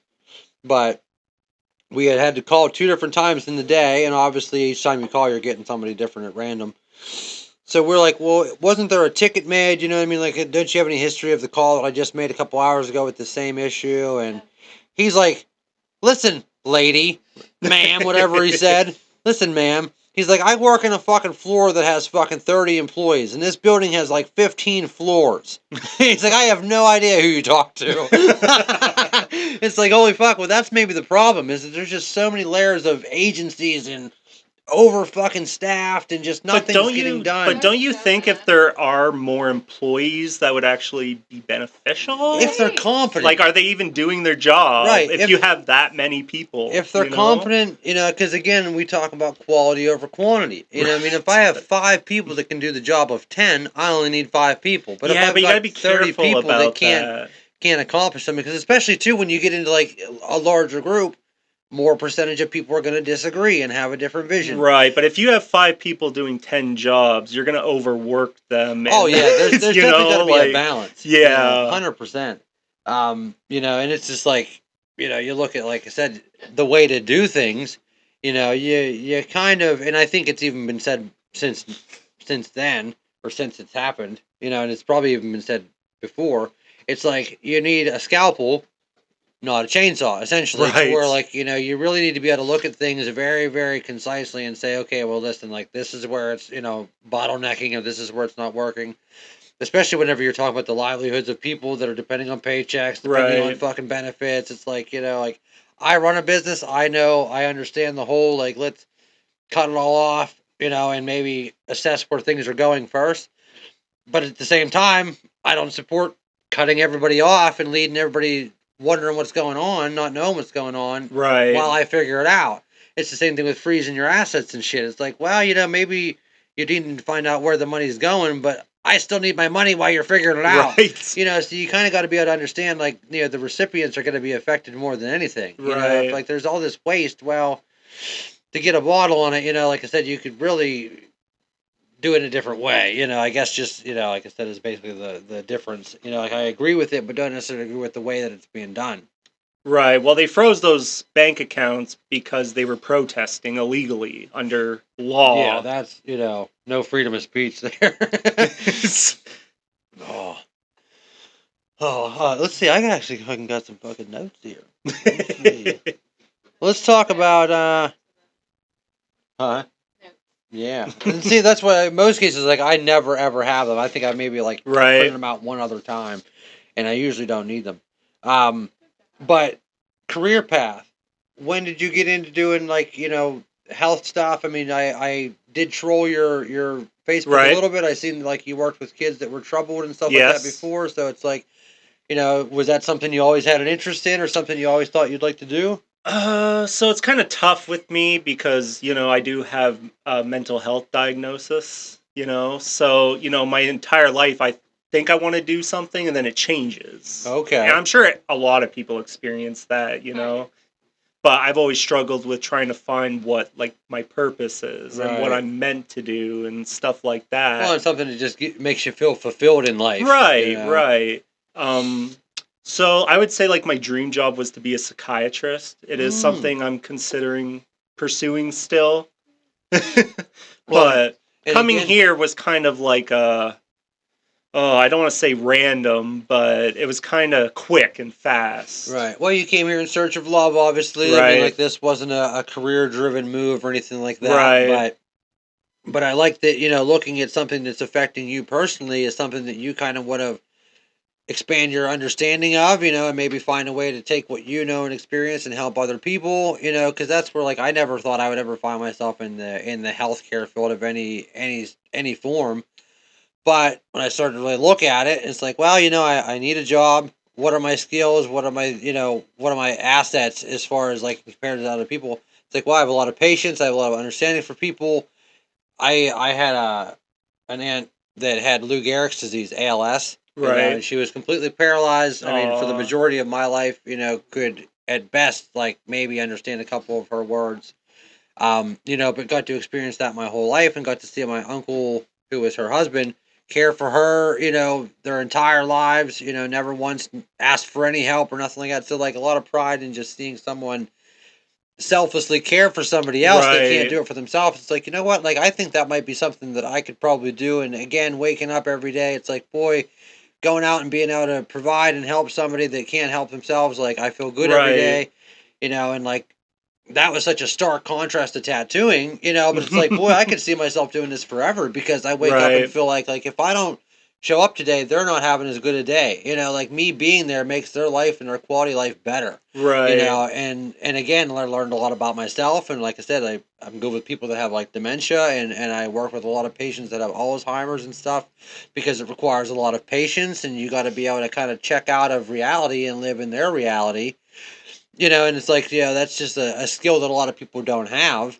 You know, so again, you're working, like, in mental health and psychology. It's like, you know, you kind of have a little bit of a leg up because you know what it's like Right. to kind of Yeah. have that misunderstanding of your own brain. Right. You know, like, and It's easier to understand someone else who might go right. through the same Well, and you know things how as we fake do. it seems when you see those fucking commercials like, I was addicted to drugs and now I'm not. It's like, dude, no fucking way. Were you ever on Right. drugs? I know better. Right. You know, so, like, to sit down with someone that you know has been through it, you know, and has Yeah, it makes experienced it a it, hell of a lot easier. they're going to be a lot more likely to open up to you and Yep. be real with you. Yeah, I've done all that too long. 10 years. Really? Yeah. Wow. Well, it's like something that, you know, you might not realize again that that's an asset or a skill or something that, like, literally you went through something that was so difficult and you're lucky to be standing here. Well, you could take that and use that as fuel to save somebody else's life. I mean, you Right. literally could save somebody And else's see, that's life. why, like, I told you I go to church on Sundays. And that's where a lot of my belief in God comes from, is that, you know, a lot of people ask me about my beliefs and why do you believe in God? Like, what proof do Really? you have? What this Yeah, you've really got people like, Yeah. I do, yeah. That's Oh, surprising yes. me. There's more atheists in this country, or it's heading that direction, you know? But like when people ask me, why would God allow evil or why would God allow these circumstances? And I always say, well, maybe God puts us through these tests to be able to help someone else that God wants to save, absolutely. Yeah. Well, and it's like that's, unfortunately just part of the human experience, whatever you believe, whoever you believe put us here or whatever the reason is, it's like, you kind of have to have the bad to even be able to acknowledge the good. Right. Like if we're all living in paradise bliss, Right. utopia, that's great and all, but at the same time, it's like you really wouldn't even enjoy it the same way. It's That's like, true, yeah. it's honestly the struggle that makes not struggling so good. It really does. Like I said, I mean, like I know that, I mean, even with your piece, it's like there's a lot of stuff that I look at. I'm like, man, I'm struggling mentally to wrap my head around something I have to do. It's going to be fucking challenging. I'm scared. If I went in and it was super easy, like I wouldn't feel as good at the end of that tattoo. Yeah. It's like, but because I fought that feeling of being scared and knowing it was going to be challenging, and I seen it through, and it's like, boy, like I mean, I feel stronger now than I would have if I would have just either not done it, or if I would have, like I said, went in there and it was a piece of cake. Like I wouldn't have Right. grown from that in the same way. So like I've always almost enjoyed. I'm like a glutton for punishment. You know what I mean? I'm like, fuck, I got a challenge, masochist. Impossible task. Like set me up. And like you live for the chaos. And 10 people tell me that I can't do it and it's not going to work out and it's going to fail is like that's fucking fuel on my fire to do it. Like, and that's just right. yeah. And that's a blessing mentality to have. It really is. Yeah, and I try to ensue it on other people too. It's like like I always said, like I could probably do motivational speaking, to a certain extent, Right. and anybody who's been through something difficult, if you can kind of harness your thoughts, I would encourage anybody to do it, just like we're doing this. It's like, boy, you just don't know who might be listening to what you're saying. That's true. Yeah. You just don't know. Like I said, somebody could be having a fucking shit day today, and it might be their last day, but they heard your perspective and maybe something relatable. Now they know they can make it another day. It's like, boy, you just never know. And it goes back to just that general niceties and passing people in the fucking aisle of the supermarket or something. It's like that dude could be on his last leg. I might be on my last leg. There's like, actually just recently, I don't know what my mental state was that day, but I was probably stressed about all kinds of crazy shit like I normally am. And it's like this fucking lady in the supermarket starts talking to me about ginger. And about the health benefits of ginger and about how it helped her lower back. And it's like a part of me wanted to lean into like, you know what, lady, I got somewhere to fucking be. I just left work. I want to go home. I want to go do whatever. I'm like, you know what? I'm going to stand here. I talked to that lady for probably half an hour in the fucking aisle 9 about ginger and about just natural health benefits and stuff. And it's like, man, how it would help my nerves. I was so ready to brush that lady off and, go do what I had to do. It was so much better than that. Right. But man, listening to that lady for 30 minutes, I was like, dude, I feel better now. Talking to her, I learned something. I feel good about it, and she was talking about like losing her husband. It's like, man, maybe I made her day better. Right. It's like, man, like, so just those little interactions that you have to kind of like take a step back from that, my busy day and I got all this shit going on. It's so important. It's like, man, like, it's just about the human experience, dude. Like, really just need to accept everybody and, hey, I got fucking 5 minutes, dude. If it, if it's a conversation you want to have, let's have it, like, so, yeah, it's just important. See, being a Christian, a lot of times we believe that God puts us in places where we may not want to be. Like your example, someone you want to rip their head off or, just having a bad day. But God purposely puts you there to make an interaction with that said person. Yeah, I honestly think that's where the most beneficial growth comes from. It really does. I'm fucking sweating. All right, let's see what F we got. Oh, let's talk about Shawn. Let's talk about his art and just kind of how you discovered that a little bit, because I was actually going to tell you to bring his book just so we could show it off. Yeah, I forgot. Oh, you're good. I didn't even think about it, but yeah. So I actually didn't take the time yet to really look into his stuff. I mean, we looked at it a little bit through you bringing it to us, but the way to illustrate and kind of depict mental illness is just really, really wild. Like I said, as an artist, if you sat down and you're like, hey man, draw me depression. I'm right. Like, okay. How? Right. Like I would almost request more information. You know, so like I really love that he's kind of been able to fucking find a way to like kind of harness the darkest parts of some of these mental illnesses and really depict them in ways that, like I said, as an artist, it's really cool to put a visualization to a lot of these struggles that people go through, you know, and it really opens up my brain to thinking about, like I said, just these things like how would I depict social anxiety, you know what I mean, Right. like without making it overly illustrated. I like that he used a lot of shadow figures and a lot of emphasis on, you know, just the darkness and stuff is really neat because that's how it feels sometimes when like Thursdays were the last thing I want to do is walk out of this house. I just want to Right. be like this. You know, like that fucking piece you got on your leg. It's like, you know, you could feel that just by looking at it, even if you don't understand it. It's like, you know, that heaviness, you know, and just having to be out in the world, you know, like Right. and keep face and be nice and not project negativity or your own problems on other people. Bring up some of his artwork. Yeah, so how I discovered him actually, I was just surfing Google and I was looking up, mental illness art because I was very intrigued about what people have created. Most of the junk I found was terrible, but I kept scrolling through Right. like 10 pages worth. Then eventually I came across one of his drawings. I was like, ooh. Like taken back. I'm Yeah, like like, probably the what same is way whenever you this? said it to me, I'm like, oh shit, this is so different than everything you just Right. mindlessly scrolled through. Right. So I clicked on the image, I clicked on the link or whatever, and then boom, I saw all his Man, work, and I was so amazed by it. I ended up buying his books. that's awesome. It's amazing when you discover something like that. It's like, where has this been my whole life? Right. You know, like I relate that, like whether it's a band or an artist or something like that. It's like, man, like this is everything that I fucking wanted and needed and didn't know it until right now. You know, it's like, man, this is all the stuff that I've been wanting out of, like I said, whether it's music or just expression. You know, like the stuff is just so drastically Now a different. lot of these here is his newer This is that stuff. piece I found right here. Yeah. Yeah, that's some of his newer stuff. I know he's coming out with a new edition. I love his stuff, man. Yeah. Well, and I like that you can look at any of this stuff now and you can say, well, you know, see his style has changed a little bit from Yep. the first stuff that Yep. I seen from him. Maybe it was more dark. Maybe it was He's more. adding more color too, like you Yeah. can see there. Yeah. And also too, like the text and the words, like Yep. I like the stuff that doesn't have any words with it, just more so that way I can kind of interpret it my own way. Right, right. But just the style, I mean, like I said, I have a buddy of mine, Dylan Neal, that he has. Ooh, I like that one. That is very, and that's actually, I was looking at that same thing with like the snail thing is really fucking cool I don't know too if on the that's end. his work or not. And I'm sure, well, it's actually, that's Shawn Coss art. That one, the snail one, actually is tagged to his website. Okay, yeah, it is. But yeah, my buddy That has one's cool. very That very right similar there. fucking artwork. That's cool. Actually, you have it up here. Oh, it's gonna be over there. Oh, dude, I like that one too. It's like she's drowning. Almost Oh, look like at that! What do you need me to do? And see, that's how like I feel. You know, probably about 5 days before the first of the month. I'm like fucking right. literally drowning in the shit that I gotta take Right. care of in a column. I'm like, oh my god, like that's, I mean, 365. those pieces you can just feel it. You know, I like this piece over here with the That's red, probably why I like it so much. the god awful shit.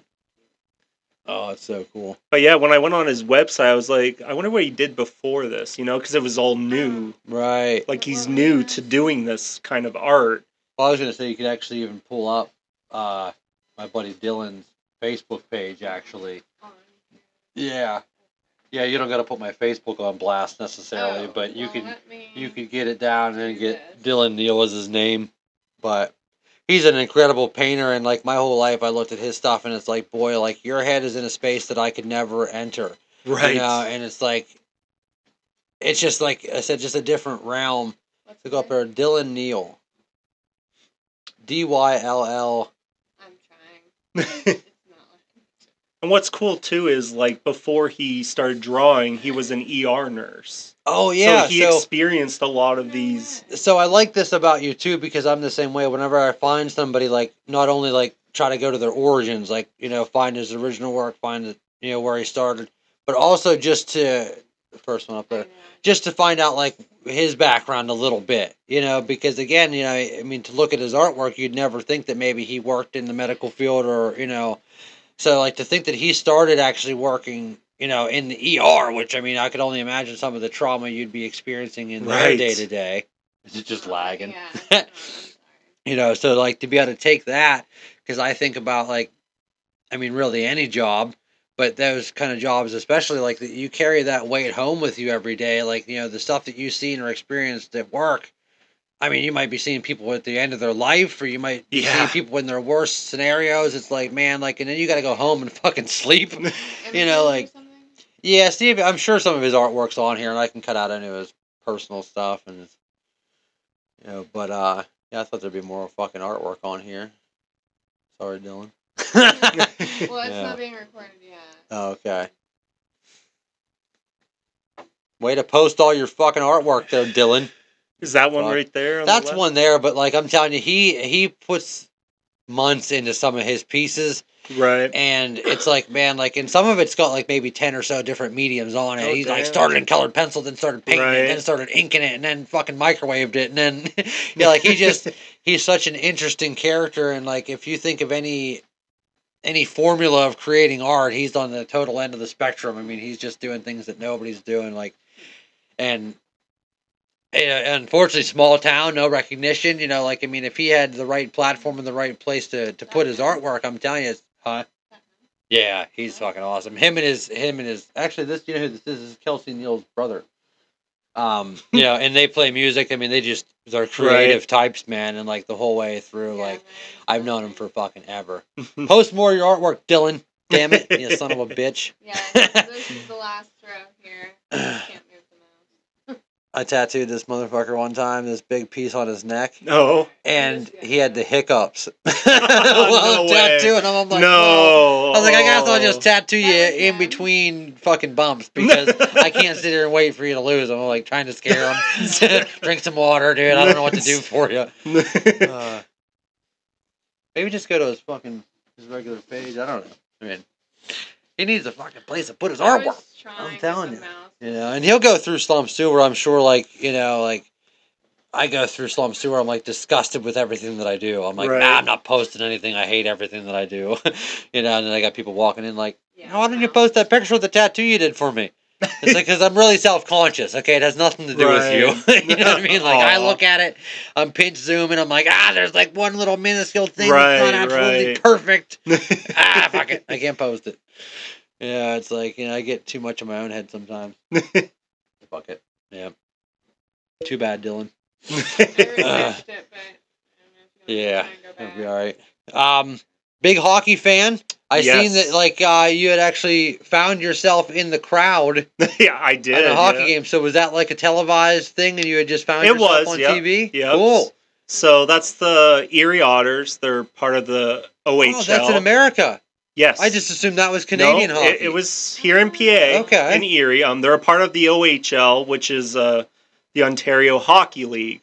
That's a hockey wow. league I grew up on, and they're not like pros or anything. They're young kids. They're Oh, They're interesting. aged 15 to 20, No shit. and then a lot of them go to the NHL from there. I didn't even know that Yeah. there was like, because with football, obviously there's college and all that stuff. Like, does hockey have that kind of like entry level into the pros, or is that? Yeah, the OHL's a part of a broader one called the CHL, the Canadian Hockey League.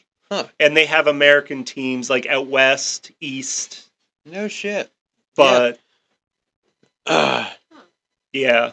So you obviously played hockey then. I mean, like you were born in Canada, you grew up in I Canada. was, You yep, lived in Canada yep. until how old? I was 23. Okay. So I mean, obviously the whole time through school and everything, you Yep. were in Canada. So like, I would imagine hockey's probably an ingrained school sport there, It just like is, it would yep, be football or anything yep. here. But You know, we learned how to skate at such a young age too. Like there'll be toddlers out there learning how to shit. skate. well, and people don't give them enough credit, but like we talked about it on the last podcast, but like when you're at that age, that's the best time to like learn anything. You know, It I mean, is. you are the most receptive to Yep. any information. You know, and that's where like I mean, I started drawing. I mean, like I said, I knew I wanted to do tattoos at the age of 5. So I mean, I know I wanted to draw Right. since I could pick up a pencil was what I always said. It's like so. I mean, I don't remember a time in my existence that I wasn't drawing something. You know, and to where like I see kids now with the fucking age of the internet and everything, it's like I see 2-year-olds riding bikes, BMX bikes hitting ramps. You know, it's like there's most of them are fucking Japanese too. These guys are just incredibly progressive and just, you know, their level of commitment to things. Like 9 and 10 years old, you know, kids riding BMX bikes, breaking records that were set by 45-year-old dudes that spent their whole lives trying That's to accomplish crazy, one yeah. trick. You know, like there was actually a girl under the age of 14 that, you know, was like the first girl to ever do a 900 that Tony Hawk, you know, is world famous for doing. 13 years old, you know, growing up at fucking Camp Woodward, you know, and learning on resi ramps and having the access to the internet and how-to videos. It's like, man, like, so like the amount of progression that there is now, it's like, boy, like, I mean, get your kid on the ice when he's 1 and 2, it's going to be just like walking on the pavement. Right. You know, it'll be second nature, you know, and essentially because you can learn it without all the fear. You know, now, like, you put me on a pair of skates, I'm afraid of falling, I'm afraid of breaking my hand and not being able to work. You will fall. Oh, and there's nothing harder I've than seen ice. horror stories. Like, I've seen people, like, skate into snowbanks. I've seen people break their nose. That's like, fine. But that's why it's important to wear a hockey helmet. Even if you're learning how to skate, you need to wear a hockey helmet. Well, and pads, too. It's like... You don't need to really wear the pads. Oh, really? I would say, like, wear snow pants or something. Because it doesn't really hurt to fall on your butt. Like, yeah, it might be like, ow. And you might well, I bruise guess it, it's no different than, like, I ride BMX. I take spills on the pavement all the time. You know, I feel like that's worse than falling on ice. Like, probably. Literally. Gritty, road rash, Yep. you know. Harder. Yeah, scraping skin. And you've already started applying cold compress the second they hit the ground. Right. You know, put some ice on it. Right. You know, just fucking stay there. Oh shit! Yeah, just ice that motherfucker. Just lay down. Yeah. Hockey was a thing. Like, not too far out, Katanning, Armstrong County. They have a hockey team and stuff like that, which was like so different, you know. And then Brookville, another local school not too far from here, they had a swim team. The school had a pool, which was fucking weird, you know, as far as other schools. So like a couple of things. I always wanted to play hockey, and that was a big thing with a lot of my cousins and stuff like that went to school down there, but I never had access to a rink. You know, down there they've got the Belmont, they do weekly ice skating, they do all this shit, and of course they have lessons and classes and hockey practices up there. And that's the thing too. It's like, so cool. Like in Canada, you can find a rink in every town. Oh, I bet it's no matter how small. Like, there's a town in Canada. It's called Lucan, Ontario. Lucan, yep. I think it only has like maybe 500 people in it, 1,000 people. It might have grown since. What's the population of St. Mary's? It's probably more than that, huh? Do you think it's more than? I think it's less than St. Mary's. 100%. Yeah. Lucan is. I don't know what the population is now, but anyways. It's a small town, and they have a big rink there. No shit. Well, it's probably like the heart of most communities, I would imagine. Like I said, it's kind of ingrained in that whole entire country. Yeah, for sure. You know, it's like us looking around and seeing baseball fields. It's like, fuck, they haven't played ball on that field in 10 years, but like they fucking mow the grass every week. Yeah, that's sad, yeah. St. Mary's is 12,399. 12,000 motherfuckers in Look this up place. Lucan, Ontario. That's a lot of people. I would have thought maybe a couple thousand, but 12,000. Right, yeah, that is a lot of people. No wonder there's no places to rent. I've heard like the utilities in this town is like ridiculous. Ridiculous. The problem is holy crap, 5,680? There you go, yeah. Whoa. It was a little bigger than what I like almost anticipated, yeah. Yeah, that's more than what you thought, right? Yeah. You thought fucking 500 to 1,000. Yeah. Well, it's, you know, again, more... Well, Canada in general has less people, too. Right. We only have, like, 39 million people, so the population of California lives in all of Canada. And is it more spread out? You know, like, I mean, like, you look at, like, Pennsylvania, I actually was just looking at these numbers, like, in Pennsylvania, you look at, like, Philadelphia, Harrisburg area, and then you look at, like, the eastern side, Pittsburgh. Everybody, like, 90% of the population of Pennsylvania is on the fucking sides. Yeah. Nobody lives, like, 10% of the people live in the middle of the state, you know? So it's like, with Canada, it's a huge country, you know? Yep. So, like, it must just be very, very fucking dense. So most of the population lives close to the border. Okay. Almost 90% of Canada's population live along the U.S. border because it's fucking cold. The further north you go, you're getting into Alaska, right? Or is no, not Alaska, but Arctic Circle, fucking northern Canada, yeah, right. And you know, like people talk about how you could drive like 3 days and still be in Texas. Yeah. Well, in Canada, you can drive like 5 days and still be in the same province. That's unbelievable. Yeah. Holy like shit. I've been to, how many U.S. states have I been to? I think I've been to at least 8. I've Right. never left the province of Ontario. Holy Because shit. it's so fucking far. Well, it's like Everything's like... Jeez. Wow. What states have you been to? So I've been to New York, been to Michigan, been to Wisconsin, been to all up the east. I've been to Massachusetts, I love it. all the New England states, Vermont, Maine. I've been to North Carolina. Literally rambling off all of the most undesirable states in the country because they're all Good to cold visit. and rainy. But you're indoctrinated to being cold all the time. Right. That's not even a deterrent. I actually like Maine a Yeah. lot. Like, it reminds me Yeah. of home. Like, when I was there, I'm like, this may as well be a part of Canada. And I've spent some time in Maine. My uncle lives in Kennebunkport, Maine, which is kind of a very ritzy fucking part of Maine. That's where Right. George Bush Sr. lives, is in gated communities and Right. shit. But it's like, man, to be up there and see the culture up there again, everything's seafood, everything's the family that he's married into is all lobster fishermen and stuff. Right. Really cool to live on the coast, but again, I would be miserable. I'm an outside person. I like to ride bikes and shit. I've been to Bushwick. Their spell of warm Well, there's weather. things to do in the winter. Yeah, I mean, I guess you can go tobogganing. see, I get into that, and I always said if I had I need Arctic level fucking snowsuit. I need something that's rated for Right. negative 30 degrees to be out and enjoying it, so I'm not Right. cold. See, Canadians love their winter sports, like snowboarding, skiing. I can Count get into me that. in. Really? Yeah. Yeah, I could definitely get into snowboarding and stuff, but it's just again the weather, and it's not even the temperature; it's the wind.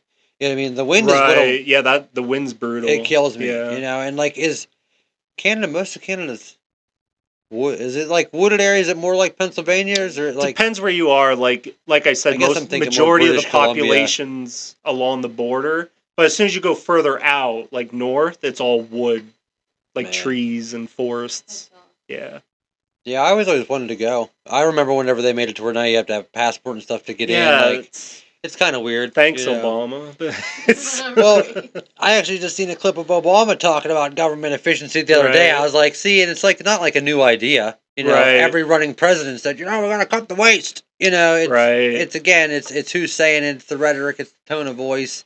Yeah, at the end of the day, it's what are you going to fucking do?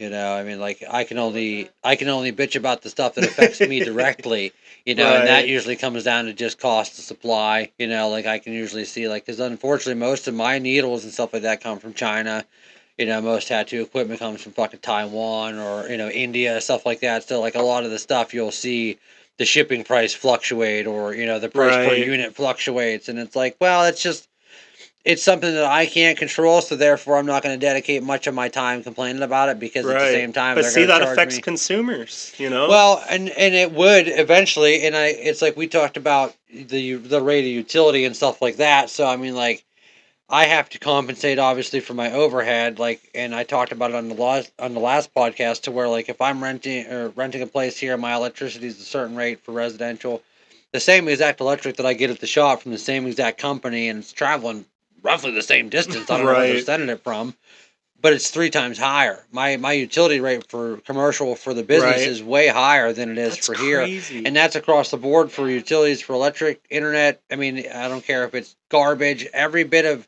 as soon as it's for a business, they tag it commercial and it's Right. got a higher rate. And again, I've got to pay 2 rents, 2 electric bills, 2 internet bills, 2 gas bills, 2 garbage bills, just to be in business and Yeah, you to can't. have It's a hard to business. make ends meet. So it's there's a lot of things we could get down to brass tacks and say, hey, you know what? Maybe just charge me the same rate. It's the same Right. electricity. If you would just do that, that would save me Right. thousands. Because again, my rent, I know I'm renting a commercial space. I'm using it to make money. I should pay more for a commercial space than I do a house. House is just where I'm coming home to loaf. So it's I would pay 3 times the rent for my business if the utilities, were Right. mitigated. Or I shouldn't say I would, because I'm subject to the man. I'm slave to the man. I can't do Right. anything. Like I said, again, I have to pay the utility. I have to pay the rent. I have to pay the supply if I choose to do this.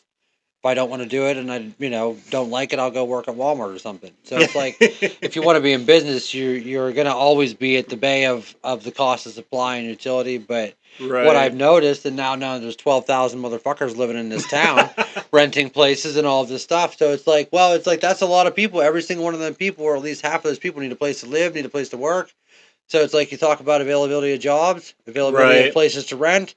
Well, if I know that there's very few places to rent, I'm going to fucking jack the price of rent up because I know that people need a place to live. Right. And there's not a lot of choices. So like again, I have, no choice but to pay it or have no place to work or live. Now, before I moved here, it was always such a big thing we would hear in Canada, oh, the U.S., the American dream, build your dream. Now, asking you as American, do you think the American dream is dead? No, because I'm living it. Right. But I mean, for like younger people that are like the newer generations, what you need to be aware of is that the American dream is way more expensive than it used to be. That's what I'm getting at. And it's way harder. Like, the American dream's still there, but you better be resilient. You better be ready to fucking starve. Right. You better be ready to fucking make it happen no matter what. Because again, if I would have looked at not just the 10, 15 people that told me it was impossible and I couldn't do it, but also, oh my God, the cost of acquiring an EIN tax number, the cost of the business license, the cost of the utility, the rent, the supply. I could have looked at any of those things and said, you know what? I can't do it. It ain't worth it. I'm not going to struggle. I can't, but at the same time, I feel like I was, at least part of my purpose is to provide some killer fucking artwork for some cool people. See, because the thing I'm going to do it no matter what it takes. Right. That's just who I am. See, in Canada, I feel like you don't have to suffer to try and get ahead. The government helps isn't working against you. Right. They want you to have a successful business. They want you to succeed. They don't want you to rely on their government. Like, I truly believe the Canadian government does not want you relying on them, and they do anything in their power to make sure you get ahead. Well, and that's, I think, what it comes down to. And I think it's even above the president at the end of the day, because the president still has to answer to people. Right. I can sign executive orders all fucking day, but it still has to be, going through a process and all this shit. But it's like, at the end of the day, what you need is a government that actually wants you to be independent and actually be successful. Because if you have a government that doesn't care about your health and they're just looking to make money off of sickness, or maybe looking to take advantage of you, once you... And that's exactly how I feel the U.S. government is. It's sickening, dude, because again, like, you look at everything that's happened, like I said, over a span of my whole lifetime, what's gotten better for people as far as your health or your well-being? Right. Is it easier to start a business? Is it easier to feed your family? And it's like, man, if I'm saying no to most of those questions, like, obviously there has to be drastic fucking change. For sure, 100%. And maybe Trump's not the fucking right one, but at least he's got the conversation going in the right direction. Right. Maybe it took an extremist, maybe it took someone that's completely out of left field to say, hey, you know what, maybe he's, got the wrong message at the end of the day, but maybe he's got the right ideas. I differ on that. I think Trump's got it all wrong. I think he's just, helping the rich get richer, Like, a lot of these tax cuts that he's making to corporations, they don't benefit us. They don't benefit Why aren't me. companies then, if they're getting such tax breaks, why aren't they paying their employees more? Right. Like, know? And again, just the cost of insurance. I mean, like, luckily I don't have any employees, but if I did, I would have to insure them. Essentially, I would have to, And it's shit. Like, the insurance that they give to employees is absolute garbage. Yeah, and it's probably because, again, the employer's back's against the wall. You know what I mean? Like, can they even afford to be able to provide, a good insurance for their employees? So it's like, they're bottlenecked. So it's just trickled down. Fucking everybody's suffering. Yeah, it's a weird situation. Like I said, I mean, at the end of the day, like, you should at least be able to go to the doctor if you're not feeling right. And not have to worry. Like I said, 9 times out of 10, I'm like, you know what, I can't fucking afford to go. Exactly, and it shouldn't be that way. That's why, like, I am a huge Bernie Sanders supporter. I liked a lot of his ideas. I did like a lot of his ideas. And the Democrats have undermined him forever. Like, well, that's where you get into the politics of it. And it's like, you might be someone that can actually do a lot of good, but unfortunately, the people that are making the decisions and calling the shots might not really want you to do a lot of good. You know, maybe they're benefiting more by people doing really shitty. And that's the thing. That's exactly it. No, that's where like and so many people nowadays, they're either like extreme to the right or they're extreme to the left. They're not like meeting in the middle, you know? Like I meet in the middle. I can see the Democrats have fantastic ideas. Right. Then I see the Republicans have some fantastic ideas. Okay, let's bring those ideas to life. But no, both sides are very radical. They can't work together. You know, like I don't want to pay for people's transgender surgeries. You know, especially like you that's look into radical. Like, and those are of American citizens. That's on you to fucking pay for. You want a different genital? Right. That's on you. Go take out a loan or you something. Know? But like they were doing that for illegal alien criminals. It was like, wait a minute. Like, you're gonna give Jose a new genital? Right. Like, come on. It was really weird how weird. Yeah, it really got out of hand. That's extreme. And then the extreme from the Republicans, dumping waste into our creeks, rivers, oceans. Well, I would even say, because again, I don't give a fuck what you believe in, as far as religion or even what your sexuality is. I honestly think that that's something you should keep to yourself. But it's like, I don't even support even the whole pulling down, pride flags from, government offices. I mean, like, granted, I don't want you wearing your pride t-shirt in and making everybody, aware of your situation.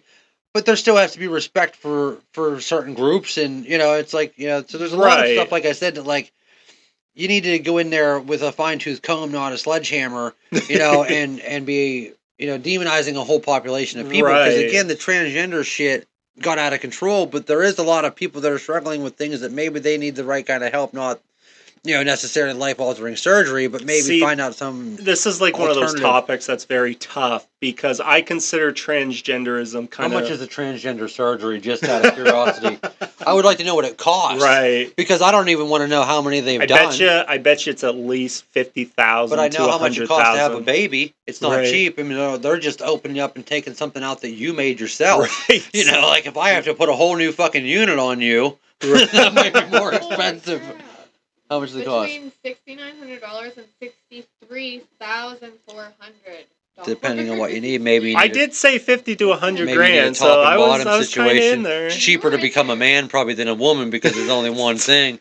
But also too, that's just talking about the surgery. But then people need hormones. They need all of this stuff that they're going to need medication. They're going to need painkillers. And those hormones that they take is so bad for you. Like they can cause cancer. Well, this is what scares me, is that you're taking a population of people who are having trouble even identifying with themselves what their gender is, and then you're going to pump them full of fucking steroids and hormones. But then they want to like take your kid away if they're, in Canada, if your child says they want to be a female or a male and you disagree with that, the government can take your child away from you under the current liberal government. Right, and that's standing law right now. Yes. That's not some South Park episode. Yes, that's why I'm like, saying if Pierre Poilievre doesn't win, Canada's going to be fucked. Like, it's going to go down the drain. I just was showing this around. I mean, it might have been a month ago now, but this woman was literally on fucking trial for the same thing. Yep. Like her child had came to her, and because she didn't affirm her transition, she was being charged with fucking child abuse. That's like, wild. You're gonna put this lady in prison because she fucking told her son that he was a boy. Yeah, it's like, that's a scary fucking thing. And if you don't understand, like, okay, yes, there's certain things that maybe we need to address, but that's a major pullback needing to happen. Like, I feel like they're pushing the agenda way too hard. Like. Well, I feel like some of it, this might be a wild conspiracy, but I think it has to do with population control. Think about it. If you got males who think they're women, you cut their genitals off, they can no longer... Exactly. Yeah. I think that's what's happening. Man, that's an interesting take, and see, I mean, I have been kind of aware of, like, well, maybe they don't, want us expanding, or they don't, again, controlling the numbers. Right. People talk about chemtrails and all this stuff, and look at the shit they put in our water.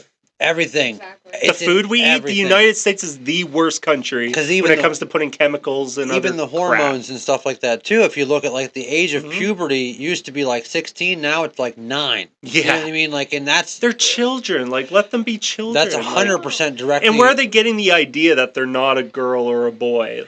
Well, like, I they're- think that it's probably a direct, you know, I mean, like, look at your intake, everything that's in your food, all the stuff that's in there. I mean, it's got to be fucking with you mentally a little bit. Like I said, throwing off your chemical imbalance, you know, especially if you're increasing the estrogen or something like that in a young boy.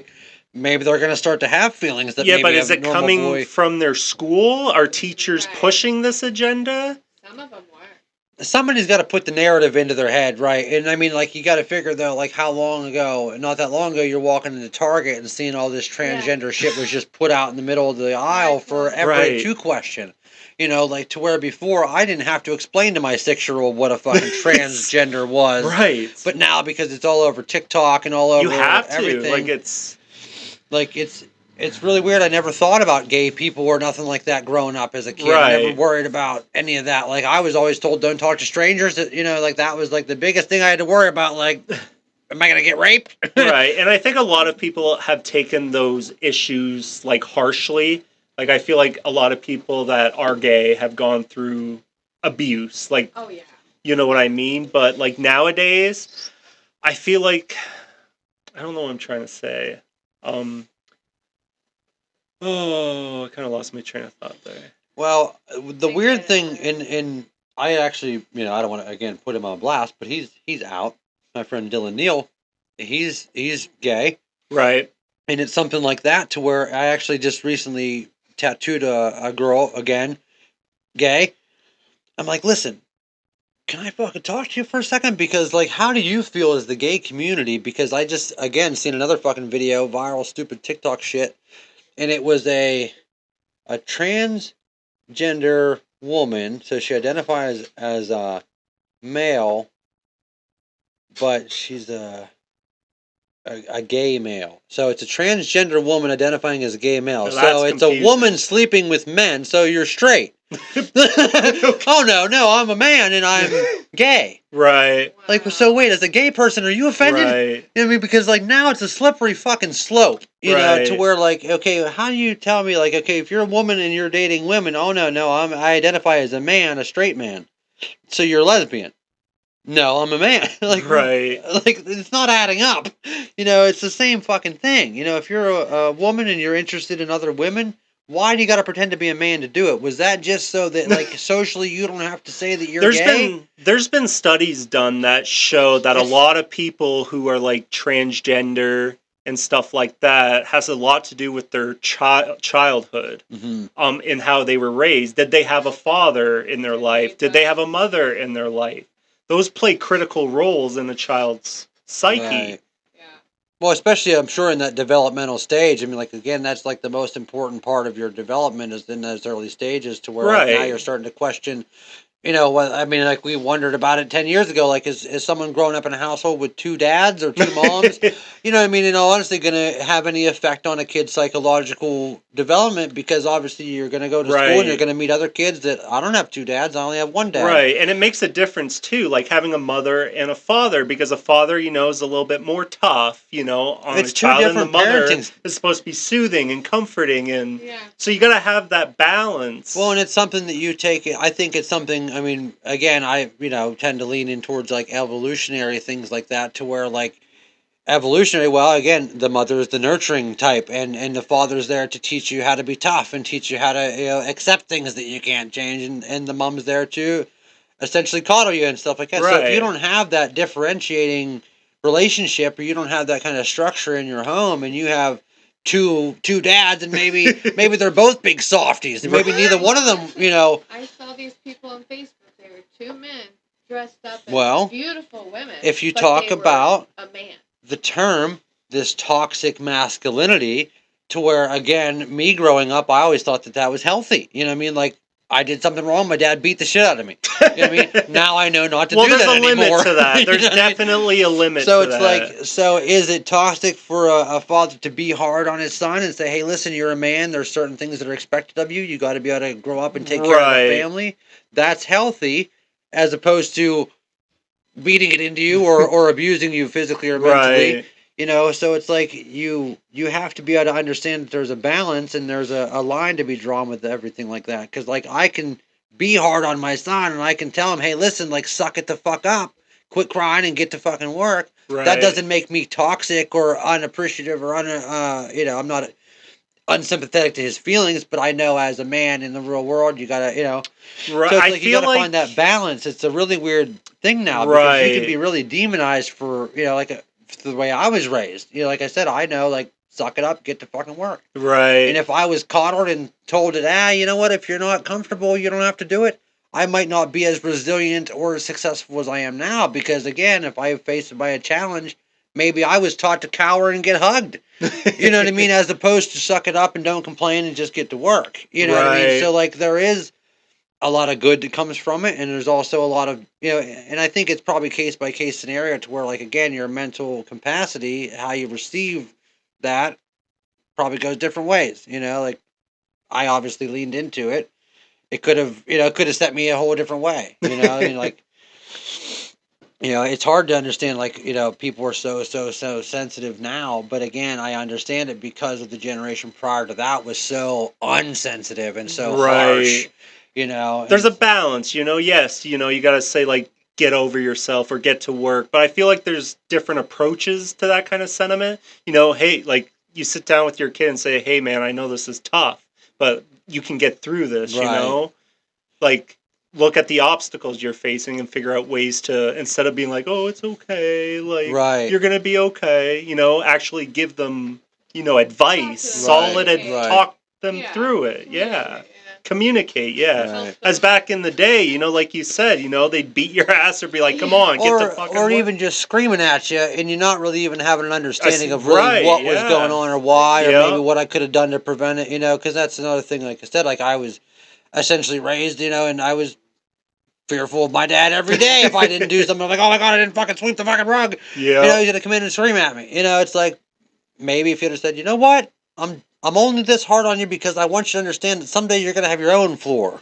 You're gonna have to sweep it every day anyway, and nobody's gonna be here to tell you that you're gonna have to sweep it. You know what I mean? Like I'm Right. teaching you now because I don't want you to be a lazy bastard when you're older. I would have been like, oh, okay. Right. Well, now that I know, you don't have to yell at me, and I'll do it. Right, You know what exactly, I mean? Like again, yeah. change gears, Yep. give me a different approach, different result. You know what I mean? And I think Yeah. that unfortunately in human nature we go from just one extreme to the another. next. Yep, 100%. It's hard to realize how out of control things are until it's out of control. It's like, well, okay, now we got to pull it back a little bit. Well, maybe we pulled it back too far. Now we're being too sensitive. Got to find that balance again, and that's where, again, you look at core values. Well, I always believed in merit based. I don't think just because you're a woman you should get the job because we need to have a woman working here. It's like, well, you know what? If you're not qualified, then find it somewhere else. Right. So like the whole DEI and the whole sensitive conversation, you can't say this and that. Like I hated that, and that's probably what pushed me more into like a Republican mindset. Just because I disagree with the fact that, well, if you disagree with me, I can't handle it. It's like, dude, we're going to benefit more from our disagreements than anything. Right, like, right. But I hate to break it to you, but Trump is very anti-free speech. In what way? So, like Elon Musk, for example, on Twitter, censoring anyone who says anything bad about the Trump administration. Did he do that? Yeah. Did he really? Yeah. Comments are being removed. Posts are being removed. So how is that free speech? So anybody that's talking badly about the administration. Refusing to give colleges federal funding because they're saying something that they don't like? I heard. This is one of the... That doesn't sound like free speech to me. No. Well, he said about, and again, this is my just, sometimes I wonder, like, is he just saying she's just to get a rise out of, maybe, but He loves a rise. He was like, we're going to deport anybody that's, pro-Hamas. Did you see this thing? You don't know, that's the thing, you don't know if they're serious or not. It's like anybody that's doing pro-Hamas protest at colleges, they're all getting deported. They can go live in Hamas. It's like, so there's this whole day of news media, like people freaking out, like he's going to deport college students. It's like, listen, no, he's not. He can't. He knows he can't. He's just fucking you around. Now, in Trump's defense, I do agree that medias are very biased. I do agree, but well, and if I know everybody's just waiting for me to say something fucking stupid, All right, I'll give you a Right. little crumb. Like, fuck you. Right. Go run off on a tangent. You know what I mean? It's like, it's sometimes, it's like, man, you're almost inflating the ego by buying into every little fucking thing that he says and Right. does. It's like, listen, man, if you just took a step back, let him fall on his face, if you really think that what he's saying isn't going to work or it's not going to pan out, I mean, Right. I always say do your research. maybe save some of the outrage, because, like, you don't need Maxine Waters down there at the Department of Education. It's like the first time she's ever been there. Right. Now all of a sudden she's outraged. It's like, where were you whenever you look at the fucking numbers? The United States is dead last in education fucking statistics. Like, where was the outrage then? That, like, we've got a country of the stupidest fucking people in the world. Well, to be fair, that's kind of Republicans' faults too. It's everybody's fault. Yeah. It's not my fault. It's not your fault. Like, look at the state of not California, Oklahoma. They voted Republican for decades. They're one of the poorest U.S. states in the country. Wait, Colorado? No, Oklahoma. Oh, Oklahoma. Okay. Yeah. One of the poorest states in America. Yep. Really? Their education is underfunded. Everything's underfunded in that state, all in the name of saving $1. And see, that's not some inner city, because it's easy to peg, like, Chicago, the crime, the inner cities, the education department's fucked. Yeah, but Oklahoma, it's kind of across the board. I mean, like, you look at everywhere. It's really like nobody's producing high numbers. Well, Oklahoma's one of the worst. It's wild, And, yeah. I mean, and like I said, you look at, like, the world stage, like, and future generations, China and Japan. There was another country. It South was Korea. Denmark. Denmark is like number one. Really? Like, I think it's somewhere that was like totally unexpected, like producing some of the smartest fucking people out there. And it's like, see, Denmark, completely off left field, probably has nothing to do with any of the stupid bullshit that's going around with the trans. But look shit at their and the quality of life, though, too. Like they have universal health care. That's what I mean. They're probably fucking happy. They're healthy. I mean, they're intelligent people. They're not getting involved in all this ridiculous shit. And when you take the pressure off of people, they're able to do a hell of a lot more. Like, if I'm not sitting here worried about being able to care for my family or take them to the doctor, I could be 10 times more productive and a better member of society in that in that realm. Global perspective, dude. That's a lot. Oh. I never knew that. Knew what? About Oklahoma. Oh yeah. That's my safe word. Oklahoma. Isn't there a country song about Oklahoma?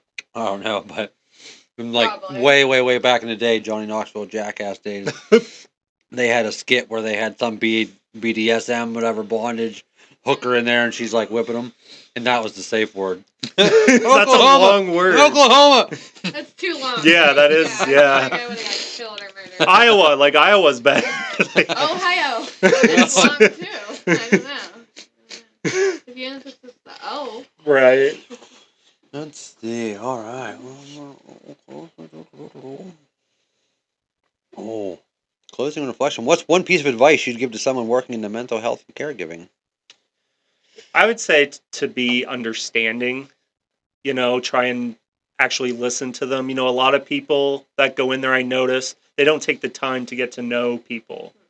Like, they don't sit down with you to have a full conversation to understand you better. And I think that's one of the biggest things is stigma, too. Right. Well, seeing that is like people are afraid to get help because they're going to be judged. They're going to be. Yep. And you get it. It seems like everywhere too. Like, because I mean, we talked about the welfare system and all that stuff. It's like, man, like if you don't even feel like that the person on the other side of the aisle is really cares and willing to help you, like you probably won't even walk in and walk through the door. It's like, why would you waste your time if you feel like you're gonna? Some people literally feel worse coming out of there. It's just it's very counterproductive. And like that is kind of like the moral of humanity right there. You know what I mean? Like. Put your own shit aside, you know what I mean? Like, sit down and really hear people, and talk to them about what's really going on. Like, you'd get a lot further in life. Right, and I've experienced that too, like I'm borderline personality disorder, and I also am bipolar type 1, which isn't fun to live with. And I've had hospitalizations where that was exactly it. I was in there for an attempt. Wow. And this was in Canada, and they said, "Oh, just send them to outpatient." Yeah. Wow. Yeah. But eventually I did find a doctor who was willing to listen and he actually helped me through a lot of shit. See, and that's a little scary. I mean, like, obviously, they don't know what your mental state is No. walking out of there. Like, hey, just cut them loose, Right. like, and just leave it to fucking chance. Like, that's kind of sad. Like, I even said, like, I mean, even police and all that should really have, like, almost like, a psychiatrist or somebody that's well educated in mental health with them at all times. Because, like, if I'm coming up on a perp or I'm responding to a call, am I really, really, able to assess whether this is a violent person or maybe it's just someone that maybe needs someone to Right. fucking talk to, or Right, maybe it's yeah. just someone that maybe, it's just like a lot of that I think is more psychological and mental than it is a physical thing. Like, I mean, if you had someone to kind of intervene and not so much as an aggressor or, hey, you're doing something wrong and I'm here to stop you, you'd probably have a lot of different results in a lot of different situations. That is true. You know? got to be careful with that, though, because depending on the disorder, there's no helping them if they're having a psychotic break, right? Like, they are dangerous, So it's kind of 50-50 there. It's really hard to try and figure out what to do. Because if you don't...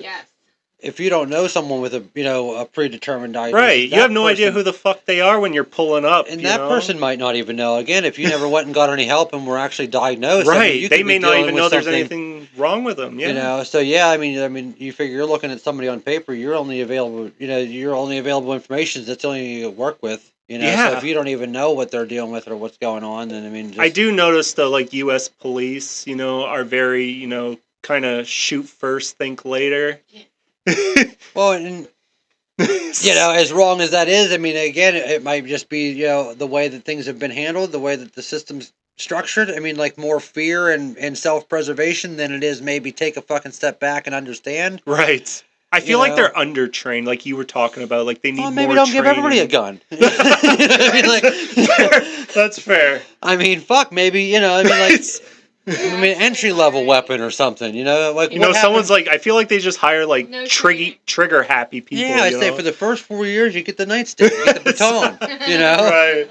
Bubble wand, fucking air horn, alert, whistle. What happened to the cops' whistle? That's entry level whistle. You get the whistle first 2 years, then you get a baton, then you get a gun, baby. You get a gun with no bullets, right? Then there's some countries where their police don't even have firearms. And do they England, need them? England, they don't have firearms. You would think mass hysteria would be all kinds of mass crime. There isn't, because because it's. I mean, I don't know if I necessarily agree with like Australia government because again, those people are unarmed. The civilian is not allowed to have a weapon. So it's like, but you have to look at the reasoning behind it, though. Australia had one of the worst school shootings. Is that why? Yeah. Oh, really? Australia used to be just like the U.S. You could have guns. You could be... No shit. Yep, but then someone went and shot up a bunch of kids, and the Australian government said never again. Holy fuck. Yeah. And look at here, like, I support, gun rights. I support the Second Amendment, and even in Canada, we have strict gun laws, but we're still allowed to have guns. But to a certain degree, I feel like the background check needs to be sufficient. It needs to include a fucking mental health screening, assessment, sure. Yes. And that's across the board. Police officers, anybody that's in contact with firearms, I have a friend who's been, like, clinically depressed and stuff, and he still goes and buys guns. I'm like, dude. And he's like, well, they don't ask me on the gun application. Like, HIPAA. He says HIPAA. They're not allowed to ask it. I'm like, that's insane. What is it, like a fucking infringement on your... I don't know. It's like that, again, that information, that should be like question 1. Right. What I mean? Like, are you mentally capable, do you have any prior existing, because again, it's not always going to show up on paper. It's not always, not everybody's going to have a diagnosis or not everybody's going to have a fucking criminal record that says, hey, this person's a little bit unstable. Right. Unfortunately, sometimes you don't find out until it's too late and people are dead. Yeah. So it's like... And I think the second biggest thing to gun violence is people not locking their guns properly, leaving them out. I've gone to friends' houses that keep their guns on top of refrigerators. I would argue that a large percentage, if not majority, of gun deaths are probably accidental. Yeah. We hear about just recently, I mean, that wasn't an accidental one. They tried to write it off as an accident, but that kid fucking straight murdered another kid. It was like 10-year-old kids shooting each other. Oh, shit. Talk about that another time. Because there was a whole bunch of controversy, people that even knew him and said, oh, no, this was on purpose. Right. Like, he fucking knew he took his parents' gun. It's like, when you point a gun at someone that you claim is your friend and you know it's loaded, how much of that's Right. really an accident? Because I know what this thing's capable of. So it's like, you at some point acted with a little bit of intent, so it's like that's a Sounds like slippery there's slope. some resentment in there. Well, and it's like, again, kids not really knowing the weight of the situation, not, maybe not having enough conversations about firearms or Right. weapons, or about maybe life doesn't have restarts like video games, and like I said, really knowing the physical weight of like, hey, this could. Right, and your life and somebody else's. I mean, I played around with guns whenever I was younger, and that was before school shootings even happened. That was pre-Columbine. Right. And my parents still talk to me every day because we lived in a fucking redneck household with guns all over the place. Right.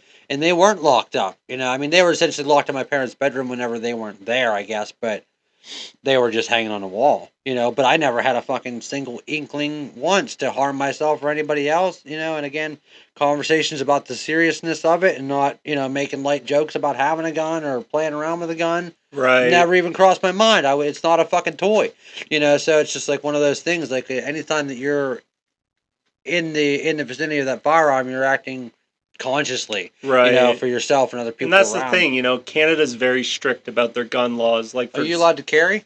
No. No, I didn't think so. No. You're not allowed to carry, but you're allowed to have rifles. Like, you can have, what is it called? The Russian SKS or whatever. You can have rifles like that. Some rifles are banned. Isn't that weird? Like, why would you be allowed to have I'm not that? sure exactly. There's a whole list. Like, I always thought it was weird that, like, I got to have a license and a permit Right. and all this stuff for a pistol. Right. I guess because you can conceal it and people don't know. But still, it's like I could have a fucking double-barrel shotgun and I don't have to have my name registered to it or nothing. I could sell it. I could buy it. Right. Keep it in your car. Like, It's just, it's like that's such a much bigger and more powerful firearm that I would think would do more damage. Right, but in Canada, you have to take like a safety training course, before you can get a gun license. For a hunting license, I don't know for a. No, not you for can a just fucking, go in. Pistol, I guess. Yeah, Here, not you for can a just go pistol in the permit. store and apply That's to true, buy I did one. that. Yeah, You could probably do it online. Yeah. You probably don't have to even see you. Yeah, That's what's so weird about it is like, there's not even a human being saying, this guy seems a little off. Right. It's like it's really strange. And I actually didn't even know that there was like a guns and ammo place like literally right down the street down here. Elk County Ammo or something Yeah. like that. Yeah. I was like, shit. And see, that's what I mean. I'm just immune to it. You live in Western Pennsylvania. It's Right. like, like there's guns everywhere. Right. So it's like, Yeah, there's more guns than people. It's weird. And that's why I don't worry too much, about this area and crazy shit happening. But She's like, I don't know about you. No. But it's now, I mean, for the most part, we hear things, because we tattooed the younger generation and stuff like that. So we Right. do hear. I mean, whatever. You're gonna have people that do drugs and do stupid shit in any area. It's impossible to prevent. But when you have guns around, that's when it becomes very dangerous. Yeah, I don't hear. Like I said, that fucking shooting was like pretty rare to hear. Of around here, but. But yeah, even like what would be like close cities like State College, stuff like that. I mean, really, I think we're pretty lucky. We come from some areas that like I wouldn't live in now. No. Knowing what I know about society and the way shit I is. got killed outside. Yeah. Oh shit. I was like 7 in Arizona. See, that's the other thing. Wow. Yeah, Arizona, I can definitely see because that's Well, where like the coyotes are. And border states. Yeah, and smuggling that's- people and shit. That's something that I never even thought about either. Like the northern border, everybody talks about Mexico and all this Right. stuff and the cartel, but I mean, there's been a lot of traffic through the northern border as Not well. nearly as bad. Well, we didn't hear about it until that border agent got killed up there. Right. And then it was like, oh my God, people are coming in from the north. But no, I think they're sneaking into Canada, honestly. I don't know if they're coming into the United States through that or not, because where would they even come from? I don't know anybody sneaking in from Canada, But yeah, it's just something that you're never going to be able to really fully contain. There's only so much you can do. And Canada and the U.S. and even with Mexico, like the borders are just stretched so long. You're gonna have pockets of the border that aren't heavily maintained or surveillance. Well, and with technology, even if you got one gringo out there, with a cell phone and say, hey, I found a path. You know what they should do? I can pin that and I can have 1 million people know exactly where that location is. To where with technology and social media, you can have just a... Wait till they have robots, dude. They could just put those like every per mile on the border. That might be a Have you ever fucking seen that thing. movie with Will Ferrell? No, not Will Ferrell. Will Smith, I, Robot. Oh yeah, that's a good movie. When those robots go nuts. And Yeah, Mm. I actually forgot about that movie. At the time that movie came out, I or was really drones. pissed. They should use drones. I think they do. They actually Do they? are though. Yeah, with obviously they have like infrared Right. technology and all this shit now. That I mean, like they actually have like I don't know if they're drones or if they're helicopters, but they actually have military patrolling that whole stretch. You know, whatever so many Right. miles before the wall on the Mexican side. You know, and now Mexico's helping, and all the shit's happening. Like I said, you know, I truly believe that like every single country, which they do, I always fucking almost say Canada. Canada has, you know, pretty strict immigration laws. Like I said, I mean, like, now they do. well, I mean, strict in the sense to where, like I said, not just anybody's walking in. You know, like I mean, they're not just Right. taking anybody. You know, like I said, Well, these Trudeau people, was when he first got elected. Oh, really? Like no vetting whatsoever. Well, there was some level of vetting, but it was very the same way poor. we were vetting people for the last 4 years. I'm sorry. Like, if you go to Toronto or any big city, there's a lot of people from India. There's a Really? Oh yeah, it's terrible. Like, you go to a Tim Hortons, which is equivalent to your Dunkin's. I know a Tim. Yeah, we've been all around the country. We know Tim Hortons. I love Timmy's, man. Yeah. But as I was saying, you know, there's so many foreigners there. They always screw up your order. You have no idea what they're saying. And I'm not being racist. I'm not a racist person. But it gets to the point where where's their, like, level of English, you know, before Well, it's they're a communication barrier. It's Yeah. like, you know, I mean, you're here. I have no problem with that. But if you're here, we should at least be able to communicate. So maybe since I'm not in India, maybe you should learn how to speak our language. And I mean, that's something that, like, again, my racist grandfather has been saying, you know, for fucking ever since you had to push one for English. Right. But at the same time, like, the whole time I was in California, struggled so bad. I literally couldn't even get through a job interview because the guy who's giving me the interviews is Spanish. And it's like, oh my God, boy, am I a dumbass for not paying attention in school or not maybe thinking of how beneficial this would have been for me, because here I'm sitting next to another human being and we can't even communicate. I can't, you know, even tell them where the fuck I live. But I feel like when people are coming here, they need to be accustomed to our culture, our ways of life, our language. You know, it's not on us Not our to religion. learn their language, you know, like. But, you know, if they're not going to adhere to our laws, they're probably not going to adhere to our fucking laws. They always do Spanish first on the recording. It is the most commonly, I think, you know, foreign language probably in the country, obviously. There's probably more people speaking Spanish than English at this point. I believe it. Because like I said, it was a very weird situation for me to be the fucking minority. Right. Where I'm like, oh my God, like I stand out in the supermarket, everybody's looking at me weird because I'm talking fucking weird. Like You're the minority. Right, it looks like I'm speaking Chinese here. Right. It's like, boy, this is such a culture shock to me. The thing with me is, like, with the illegal migrants crossing the borders and stuff like that, is I genuinely do feel sorry for a lot of them because, you know, they're coming from very bad circumstances. You know, like countries like El Salvador and Venezuela, they're very shithole countries to live in. But the problem is you can't distinguish between the wolves among the herd of sheep. Right. You know what I'm saying? It is fucking tough to be able to tell who actually needs the help versus the ones who are, you know, smuggling, murderers, gang members. And the problem is that, like, I mean, I laugh that, you know, all these Democrats are like, wow, you know, they're not breaking any laws except for being here illegally. Like, well, that's not true. As soon as they come across the border, they've now committed a crime. So technically, anybody that's over here and isn't legal, but you know. What I'm saying is, when someone crosses that border illegally, is it a crime though to escape something that's terrible, abuse? No. But, you know. But what I didn't know was even policy until all this stuff came to light. Is that, and I can't think of the name of it right now. I'm drawing a blank. But the policy states that, say I'm leaving some third world country or whatever, I'm leaving some country due to hostile environment or whatever, that I have to seek asylum in the first safe country that I pass through. So, I mean, like, the argument being is that, I mean, if you walked through 5 fucking countries that you could have been fine in. It depends where you're coming from. You're cherry picking and you're saying, well, you know what, America's going to give me a debit card, free healthcare and welfare and all this stuff. You know, so it's like, again, and right, and Well, how do exploiting you- the American dream is not the American dream. It's Right. again, there is a process, and we are fucking backed up. I mean, it is a long wait. Right. My buddy Rico, right now, again, like I said, he has every excuse to be against all these policies and all of this shit, and even all of the rhetoric that's been spoke. But he right now is waiting in line for his wife to become an American citizen. Right. Like he still respects the laws. He's over here as an American citizen working, putting money away, trying to fucking start his own business so that they can come over because he's got a child and everything through this Right. arranged marriage. And it's like, he could have fucking probably snuck her in and probably fucking, you know what I mean? Like, I'm just saying he could have done a lot of different things Right. and even just feel differently. But at the same time, he's here working, he's paying taxes, he's telling her, you know what, just wait, we're going to go through the process.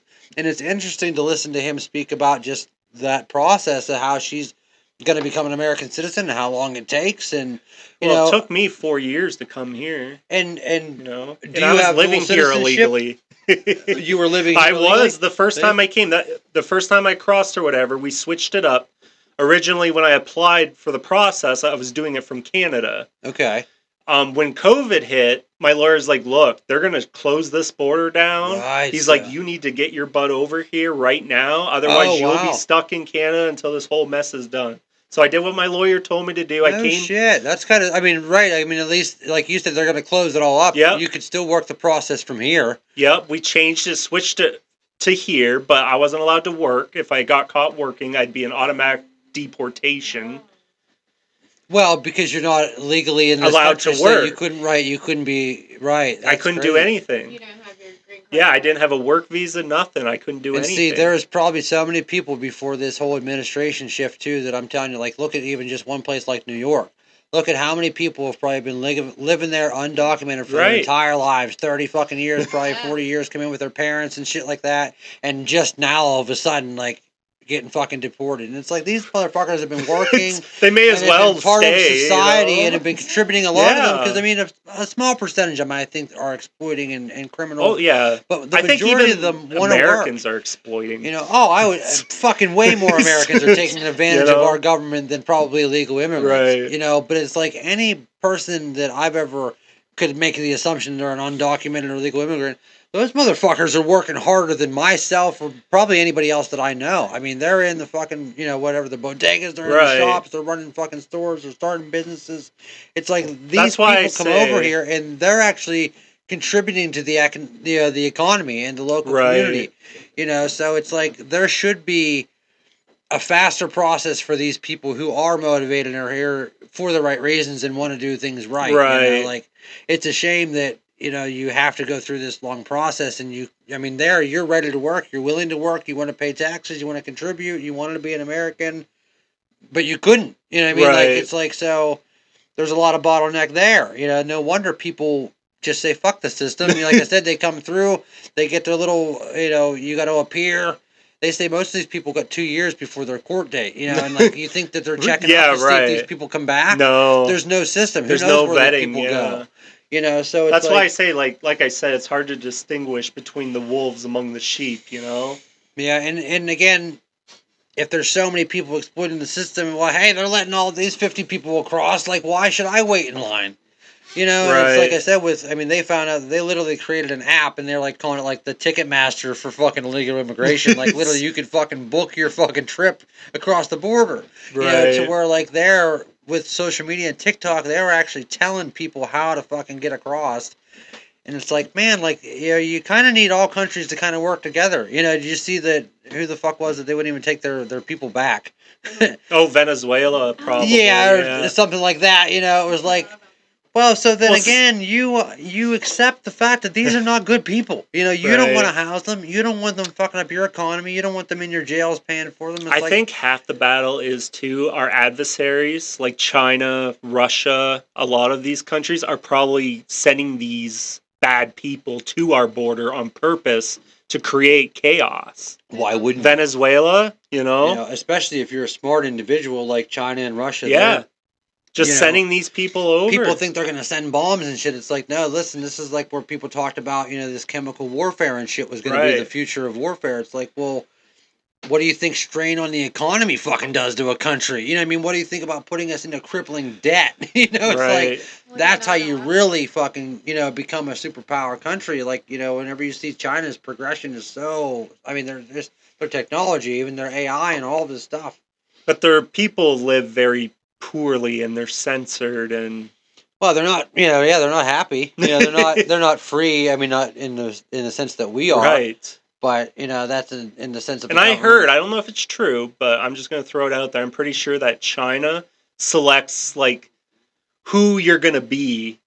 You know what I'm saying? Like, okay, this child's going to be a labor over here, and then this person, they're smart. I've heard so that. Then we're going to make them a scientist. Like the government literally chooses what each individual's role is going to be. It's no different than regulating the birth rate and things like that, right. And that's where, you start looking, I mean, like, we don't see it every day, like the Border Patrol agents, but if you look at the footage, it's like, look at how many are military-aged men, young men from China and all this stuff. It's like, so they overloaded their population with men, building a fucking army. Well, that wasn't the government's fault. A lot of, like, in the culture, most men want boys, and they would abort females. Oh, so that was even before. I mean, like, because I don't know, was it actually a many law? Cultures? I'm not 100% sure if this is a Chinese culture. I think it is. You can Google it. We were always. I mean, I was always thought that like they made it a law like you could only have so many. They did. You could only have 2 children, but they changed the law now because they realize they're getting smacked in the face because they have more the problems that it caused. They have more elderly people than they have children. Like,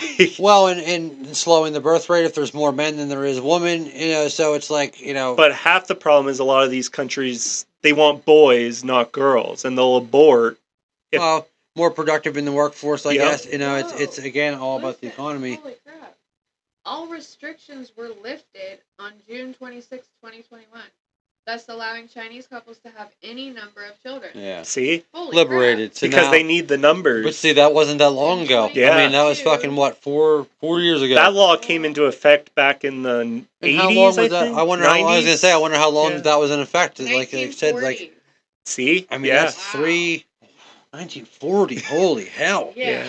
And again, that's probably why, again, like, growing up, like, we were always led to believe, like, China's so fucked up, they're killing fucking babies left and right. Though. And, like, all this stuff, and it's like, it actually was really happening, and, I actually had found a way to, like, almost understand it and accept it to where, like, if you look at America in stark contrast to where, like, you've created a welfare system that encourages people to just pop out kid after kid after kid for an income tax fucking return and all this stuff, this child tax credit, to where you have places like China that at least by doing that they have a generation of children that are loved and appreciated and taken care of, to where like here there's so many people that, one, don't even deserve to be parents, two, don't want to be parents or neglect. I think it's crazy.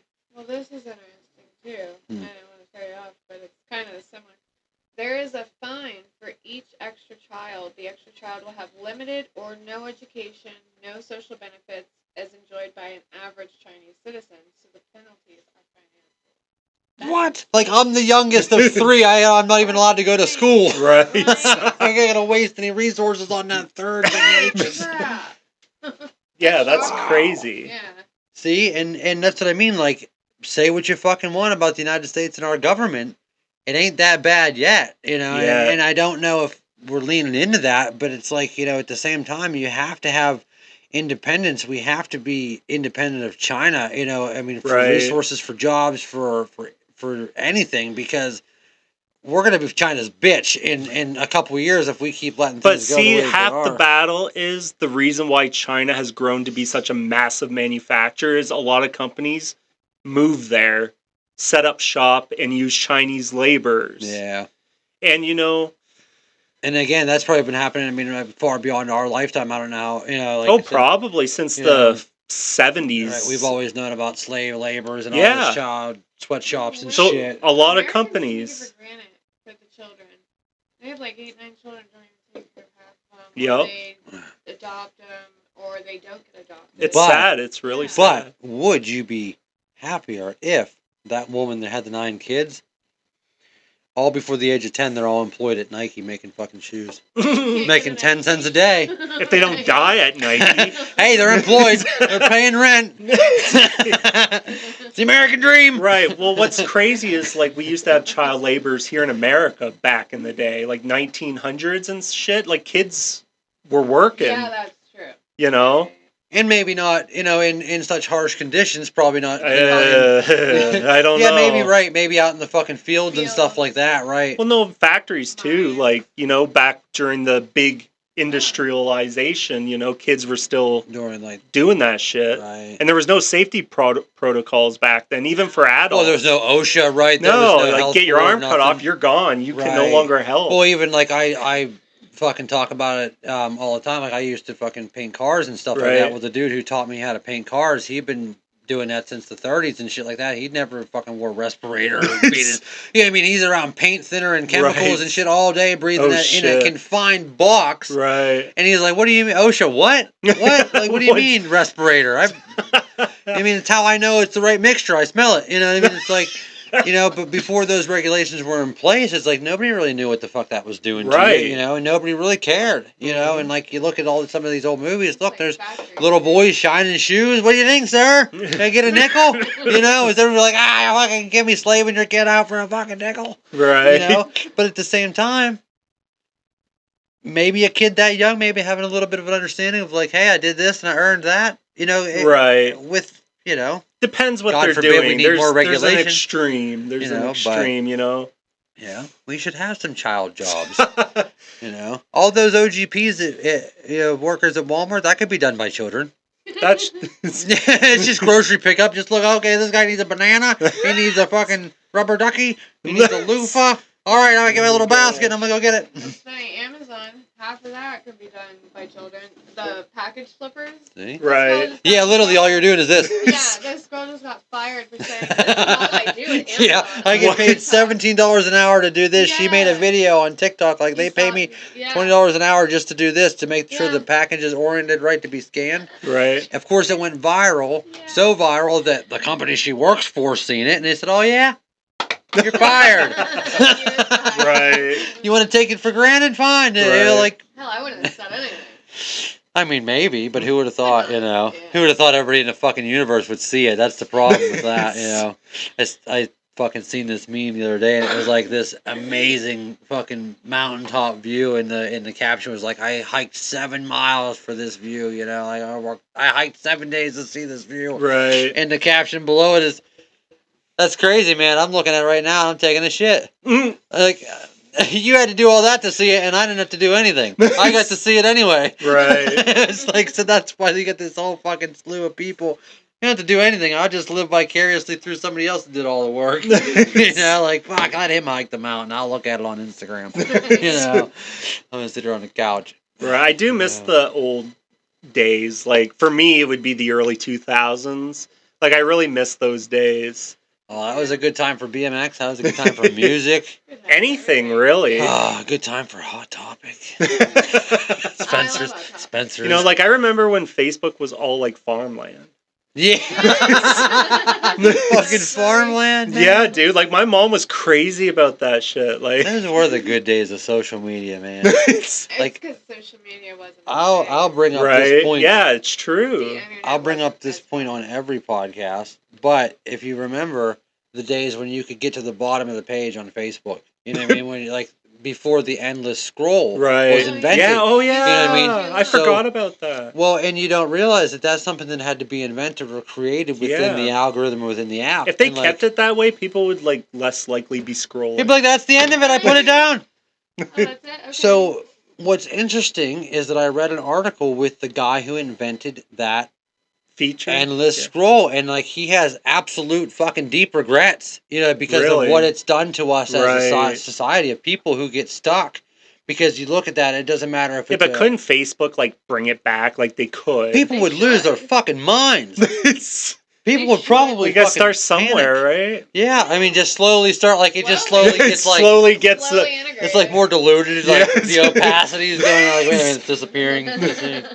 Oh, fuck, that's it. That's the end. It's growing pains. It's weird. I would just get off Facebook.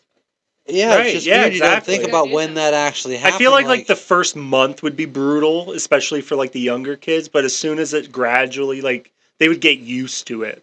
Then they're Yeah. like, "Oh, well, there's nothing to see. I guess I'm going to go outside." And it would have to be across the board all apps because again, it Right. doesn't matter if it's Instagram, TikTok, does it. That's you know, true. because it's Yeah. like as soon as they figured out that they can fucking pump you full of like nonstop serotonin and nonstop dopamine from everything, it's like, oh my god, The wrong dopamine. we just got them stuck to this. And now we just Right. got to figure out how to monitor them through this little fucking piece of plastic.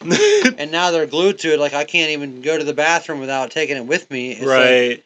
boy, how weird, you know? Like I mean, they know what floor of the house I'm on. They know what room I'm in. Like I mean, at the end of the day, like I said, I look too much into like you know really what data is being collected. And it used to be like you know TikTok was like really the worst of the worst, but now it's all Right. like that. You know, to where like if I have this app and it's connected to my home internet.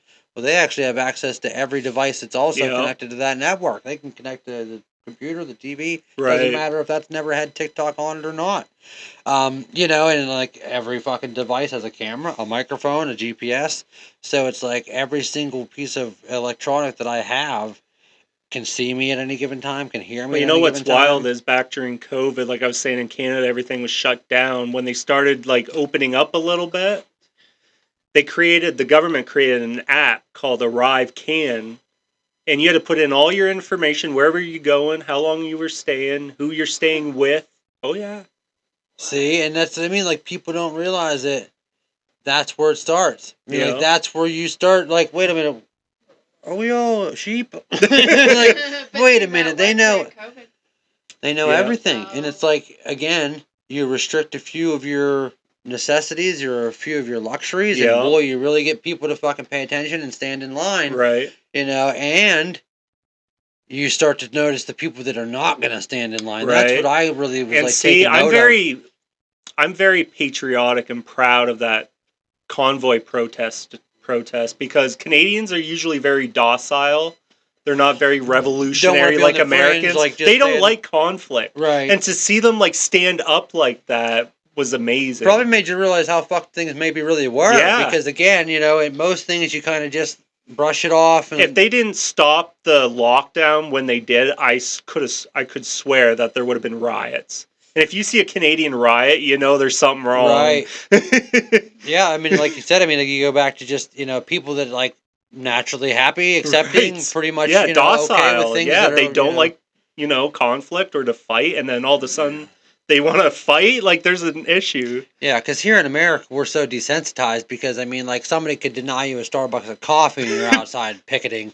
You know what I mean? Like I mean, Right. everybody would be on social media attacking you. I mean, Yeah. like people were so ready to just throw a fit. I don't think and, the U.S. government could pull off what Canada was trying to do during that time. There's no way. Because I think part of it too is that like Canadians are probably a little bit more humble to where you're not so look at me and I want to be the victim and I want to be the Right. center of attention. You know, most people just want to get through their day and just want to be fucking able to take care of themselves and their family. Here it's like we got this bug up our ass, so it's like everybody wants to be noticed and like I mean we're sitting here doing this and wanting to put shit out there, but again it's just like everybody as soon as you're offended or as soon as you weren't treated the right way, it's like everybody wants to go and attack. Right.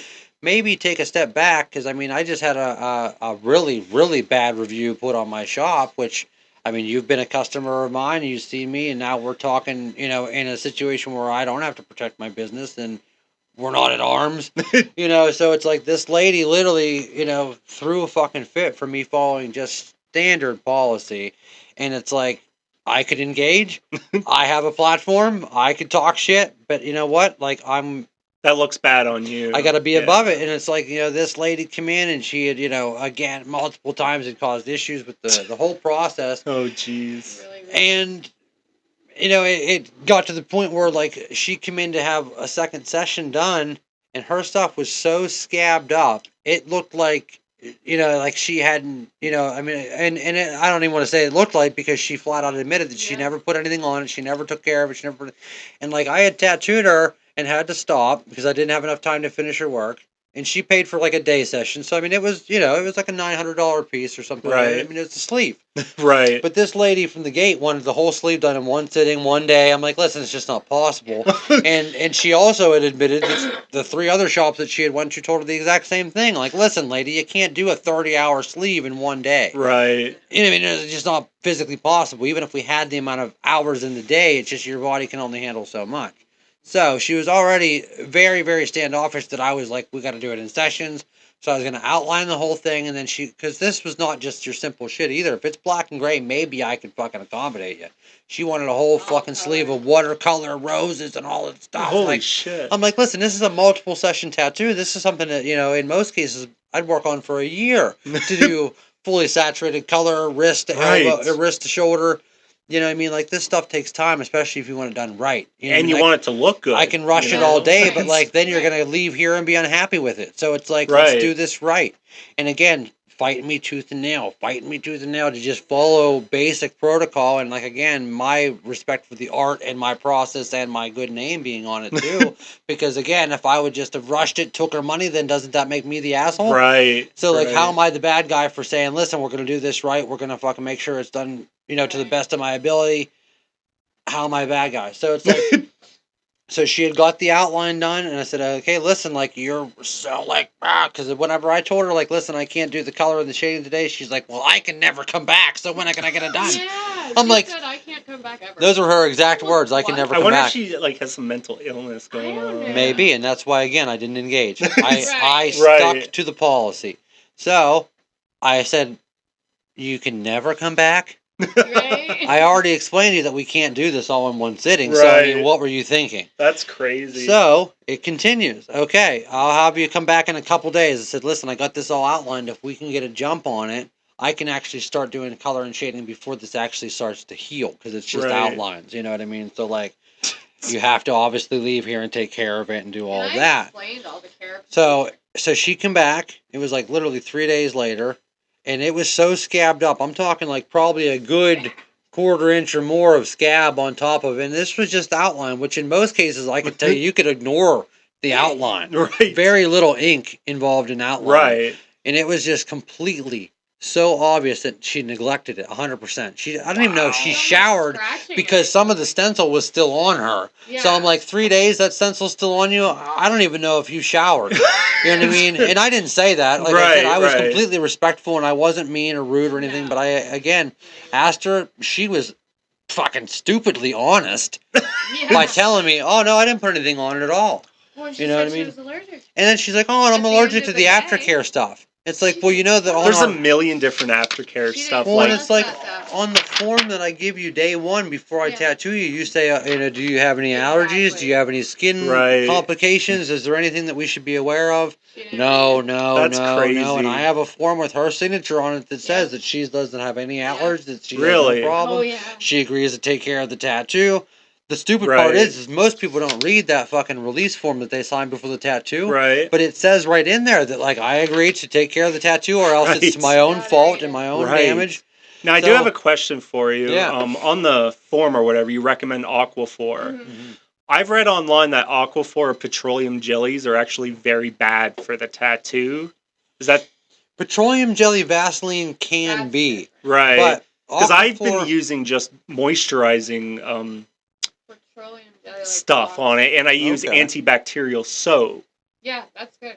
But because I've read online that Aquaphor and similar products are actually, they can make the tattoo become puffy, like kind of. And we should note the disclaimer is it's a case by case scenario. Every single person's body is different. Every single person's skin is differently. So again, like, what you do might not work for anybody else. You know what I mean? That's true, yeah. So, should start with there. So, I mean, like, I choose Aquaphor just because of over the last 17, 18 years of experience, I've found that the difference in chemicals between Vaseline, petroleum jelly, and Aquaphor is that the stuff that's in Aquaphor, it has the ability to allow your skin to breathe through it. Right. As opposed to a Vaseline or a petroleum jelly is a very thick concoction to where typically it's clogging your pores or it's not allowing your skin to breathe, which are both very, very counteractive to a healing process of any kind. Like your skin has to be able to breathe. Okay. You know, so like with the Aquaphor, as long as you're using it I mean, it's a very, very, very thin coat. Should be what I would think the best thing for it based on what I know and what I've seen, like I said, and what I know what's in it. Like, have you guys ever heard of Mad Rabbit? Yeah. Yeah, actually, a client of ours actually was, just talking about that stuff too. It's actually a very highly recommended product. But yeah, so like we try to find something too that's easily accessible and readily available over the counter too. So I mean, like with Aquaphor, I can get it at just about any store, any dollar store, any Walmart. As opposed to like saying, well, you know what, I recommend Cam's Tat Wax that you can only get from their company, or you can only get it from us, because of course we offer to sell the aftercare stuff there. But if you don't want to spend the extra $5 on top of your tattoo, or maybe you already have some at home, then you saved yourself a little bit of money. Because a lot of people will fucking set it up to where like, you know what I recommend. Only our shit. Only our stuff that's 3 times more than the other stuff, but our stuff is better for X, Y, and Z. Right. That's just a load of bullshit. Now, would it be beneficial to you as a business owner to have Mad Rabbit available at your store? Sometimes. Oh, especially because it's working. You know what I mean? Like that's what benefits our business the best, is the stuff that actually works. Now, granted, if it costs more than Aquaphor, maybe it doesn't benefit everybody because maybe you don't financially have the means to pay for the extra stuff. Right. But if I'm ever offered or given the opportunity to have a product to sell in our shit, absolutely. Like I actually reached out to Aquaphor not that long ago and said, hey, listen, like without being paid or told to, I talk about Aquaphor daily and tell people the benefits of it and how it's better than X, Y, and Z. Would you guys be interested in maybe fucking setting up a wholesale account because I'm buying it anyway?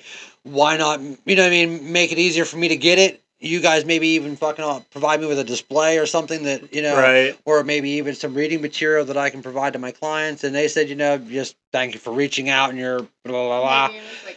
But I wonder if you try to reach, I don't know if you have, but with Mad Rabbit, I feel like because they're still like, they're not a big industrialized company yet. Oh, no. Like you can't find them at Walmart yet, So I wonder while they're still in the...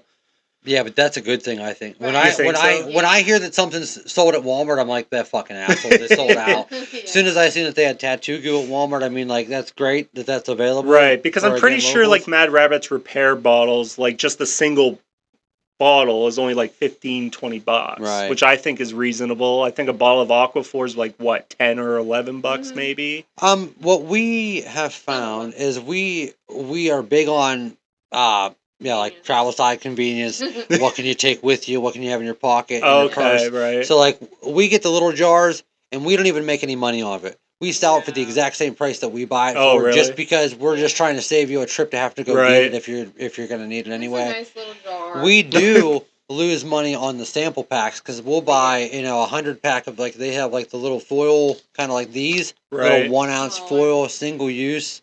They're like, how much is it? $50 for 100 of them, and I just give them away. I usually give one away with every tattoo. Sometimes I give 2 or 3 if it's a big tattoo, and she's yelling at me. Don't do that. You know what I mean? But like again, it benefits me more to have your tattoo looking good and have the right aftercare than it does for me to lose a couple cents on the aftercare, because again, that fucking tattoo that you're wearing is more beneficial than the business card that I pay for, the post that I make on my business page. Like, and to go back to that girl, we gave her some of that, and she's like, she was allergic. So, moral of that story, okay, so this girl came in and this stuff was so badly scabbed and neglected that, again, I couldn't work on her. There was no way. I said, I cannot tattoo over top of this. It's one, healing steel, and now you're more susceptible to an infection if we come in.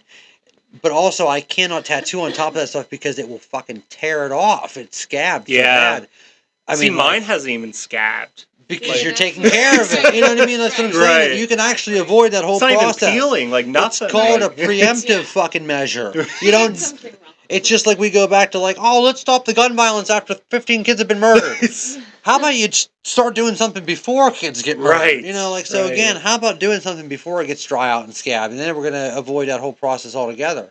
So again, I couldn't work on her, and she threw a fucking fit. That's crazy. She's like, oh my God, I put all this money down. I'm like, listen, but you're not taking care of the fucking work. Like, one, I can't risk your health and my fucking shop's reputation by doing something just to satisfy your need. Right. Because again, you've already showed me that you, one, can't take care of outlines. You want me to put a bunch of color in it there for you to neglect as well? Right. I don't think so, because your fucking arm's going to fall off. You know what I mean? So it's like, you're an idiot. You know, I'm sorry, but I have to fucking take a stand, and I have to give you my professional opinion at the end of the day. So she fucking peels out of our shop, because I told her, listen, let it heal and come back, and I'll work on it. And she agreed. She said, okay, fine, That's I'll let you know when crazy. it's fucking healed. I'll come back, I guess, since, you know, whatever.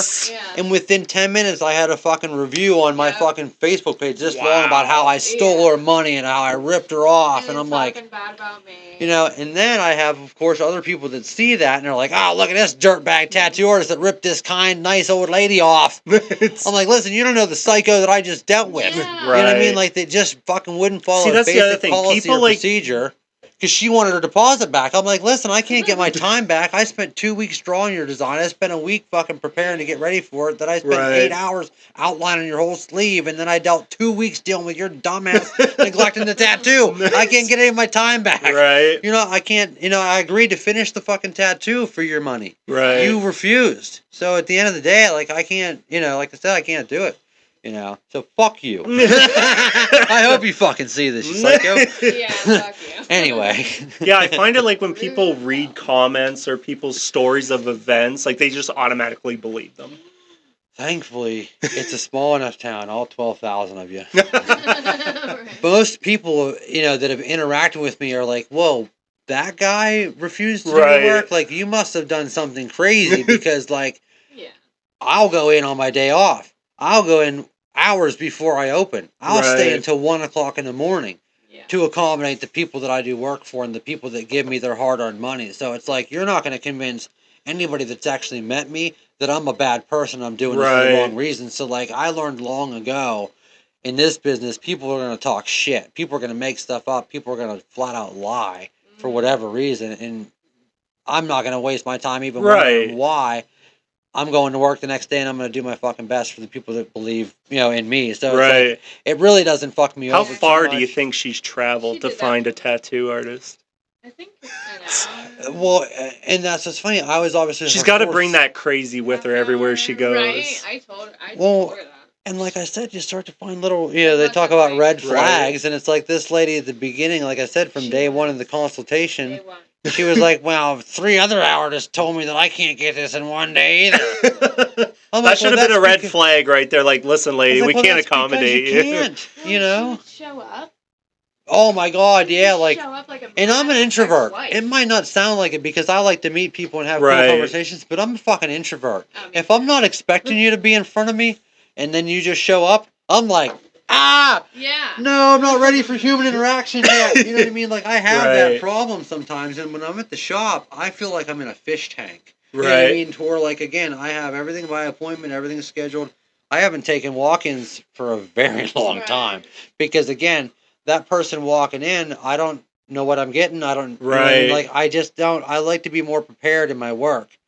You know, so it's like she would just show up, and I'm like, oh my God, what do I do? I'm like, she's not scheduled. She's not supposed to fucking be here. She just Right. pounded on the door. With her planner. And literally, she Right. sat in my parking lot and staring through my window for like an hour and a half. And it was like 11 o'clock in the morning. I was just there just trying to get stuff taken care of Right. because I had nothing scheduled. I was like, you know what? I have some downtime. I just want to be in the shop by myself and get some stuff done.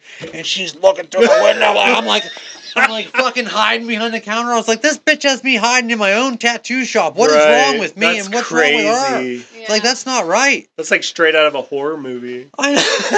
I felt like concerned. I'm like, should I go down and Plus, like, I'm rescue like in the back. I'm like texting her. I'm like, I don't know what, Right. I can't. Imagine if she called like your studio while you were like seeing her, like, hello, Oh my God. like she was- Scream, like from Scream, you know, talking on the phone. She was messaging the shop page, Right. and she's like, I know you're here.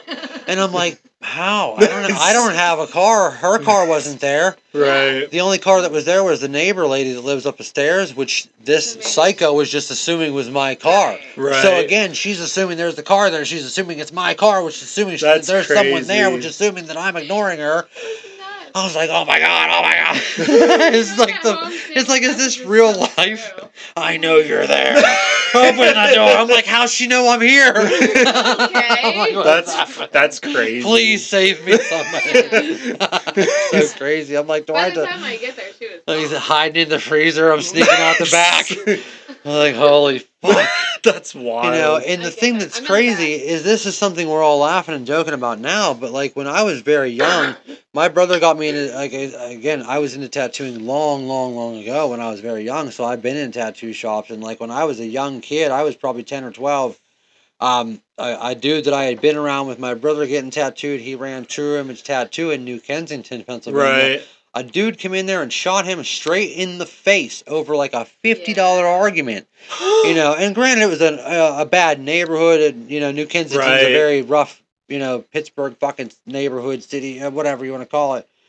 Not a good neighborhood, maybe better than this area, but again, like I think about that shit every fucking day because you just never know. You rub somebody the wrong way, and again, you just never know what people are Yep. going through. You just never know what's really going on. To where like I might be like, fuck you, you fucker. Like, no, Right. I'm not refunding your deposit. It's only $50.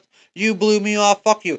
He might come in and blow my brains out. Right. So it's like, I mean, like, I try to have Yeah, the that's nicest crazy. interactions with people. Like, even when she was being fucking crazy, I'm like, listen, I'm agreeing to do your work, but you have to understand, like, I mean, this Right. is like a matter of health at this point because you have a breeding infection on your arm and you're Right. expecting me to just ignore it, and I can't. Yeah, You know what I mean? Like, I have morals at the end of the day, and like I That's said, crazy. if it would get infected or get I wonder what it fucked looks up, like now. I know. I was wondering. I don't know. But, you know, I mean, it's like Well, one of those things. It'd be even worse if she's like posting pictures of him, being like, "This is Oh, yeah, what she Black probably City did. do." She But probably blocked us. and actually she blocked said us. some shit like That's that too. crazy. At one point, You she should was like create telling a me, fake account and like creep her up and Right. see if I like, was a nut job, I would. But see, I wonder if she posted any pictures of me. at two For different, real. yeah, somebody go find it, please. I might. But see, at two different points, at one point she was like, "Oh yeah, look how good his work is, shitty ass lines," and then at the other point she was like, "It's perfectly fine. You said it needs to fucking heal. It's perfectly fine. Look, it's fine." I'm like, "Well, which is it? Does it look terrible and you don't want my work, or it looks perfectly fine and I lied to you?" Right. I'm like, "What are you talking about?" You know, it's like I spend very little time trying to understand fucking psychotic people. You know, thankfully I don't have to. I have enough sanity to go around.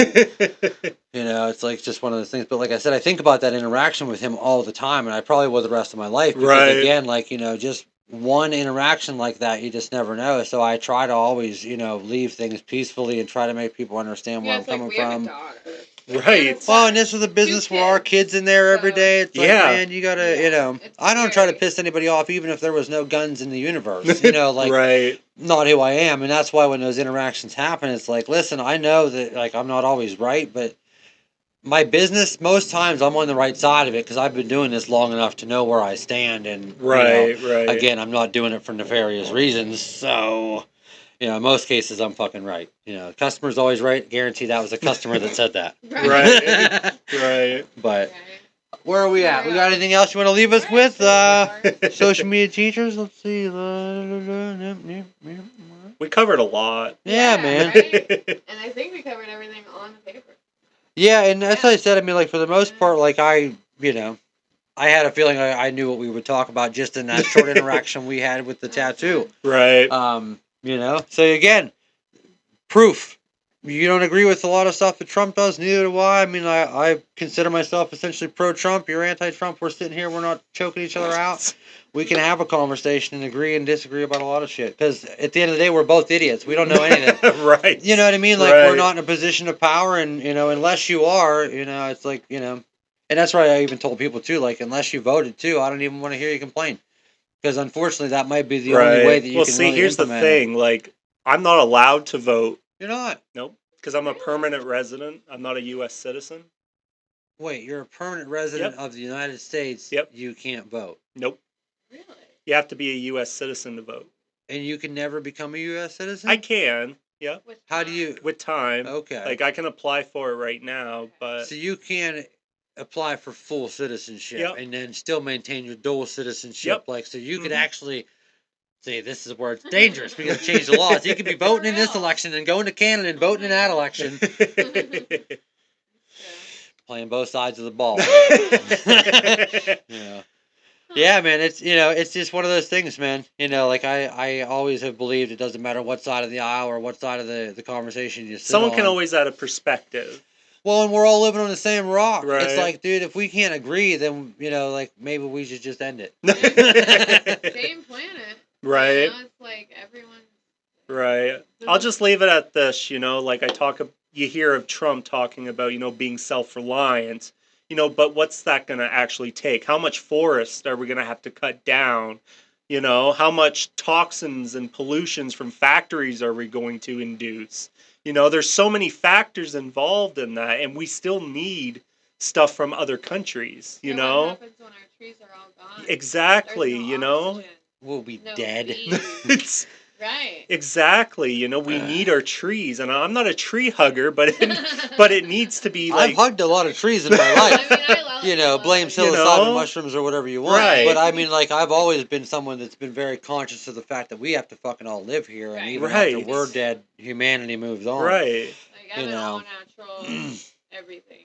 Like, Yeah. a lot of people say Pennsylvania is a beautiful state, Well, why is it a beautiful state? You start cutting down, like, hundreds of thousands of acres of trees, well, it's not gonna... Yeah.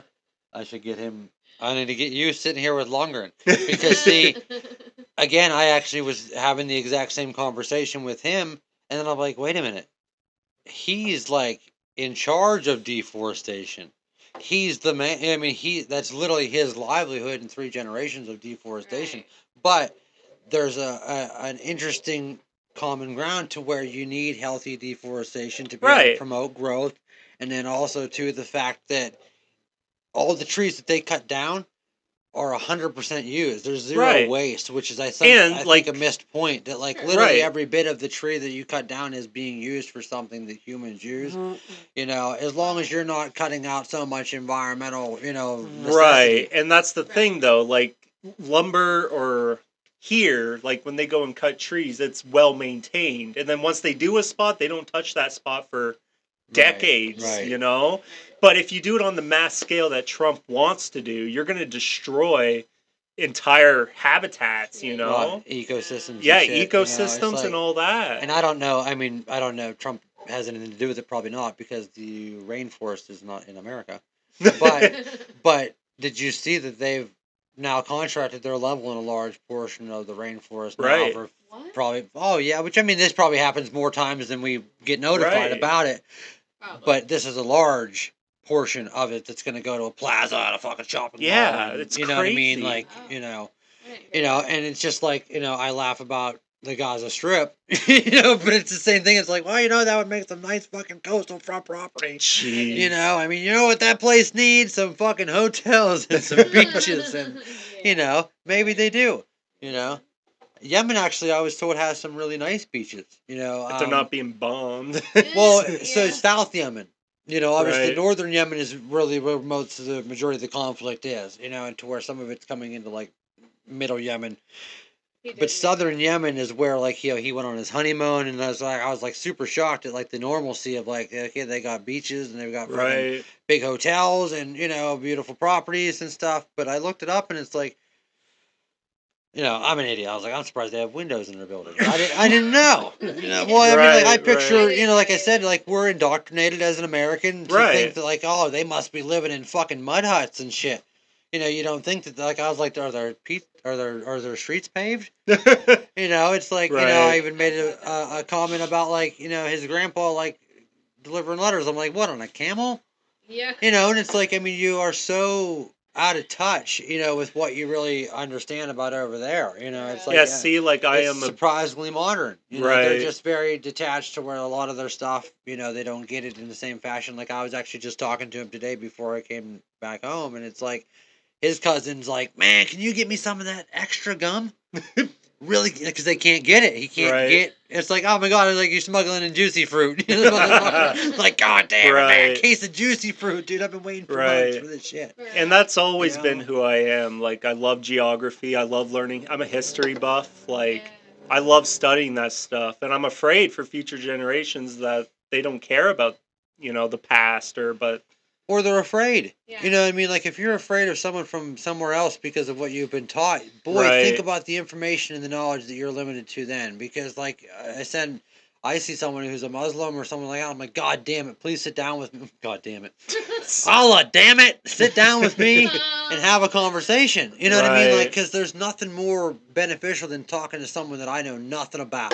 Right. You know what I mean? Like, it's like, man, like, I've never been afraid to talk to somebody who's everything's different. You know what I mean? Like, that's where I get the most excited. You know, I want to talk to somebody who barely speaks my language. Right. You know, and try to find some common ground. And like, what were you told as a Right. kid? And what was I told? And like, boy, how were we lied to?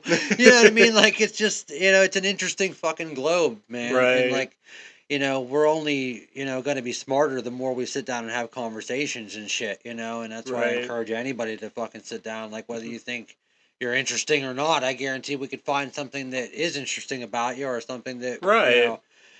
could open up. Maybe, like I said, like, I might have learned something here. I might not have even realized it till I go to play this back, or, tomorrow I'll be like, oh shit, like, I didn't realize we talked about something and like I didn't even know that. It's like, Right. and yeah. So I mean, that's the moral of my fucking story. Use more F-bombs and have more conversations.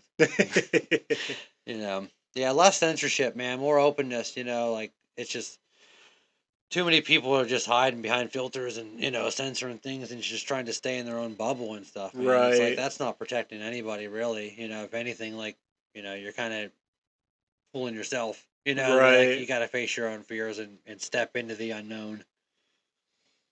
I am. Yeah, But see, that's a funny thing too. Like, when I came, like, see, I've always believed in God, like, my whole life, but I've gone through phases where I questioned God's existence, or I didn't even believe he was real. But I'm sure. But especially looking with back everything happening. now, where my faith is stronger because of all the things that I've gone through, and I've seen what God has been doing. Well, and I guess it goes back to where you started, because again, I can look at everything bad that's happened to me and I say, there is no God. He would never Right. expect me to go through this. But maybe that's evidence that there is one, because without all of this bad shit happening to me, I Right. wouldn't be the person that I am.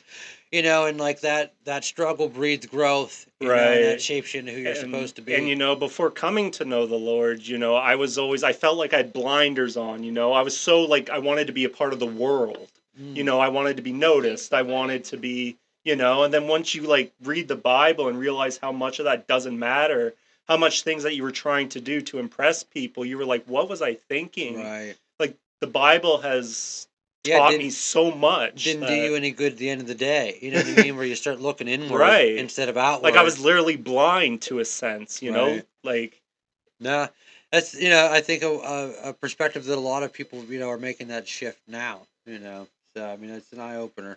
Yeah, for sure. That's crazy. All right, man. Well, thank right, you, brother. thank This you. was a good time, man. Yeah. We'll have you back maybe in a couple months. Maybe see if the world ends or something. We'll fucking drop the fucking Yeah. bombs. If the world ends, people can come here.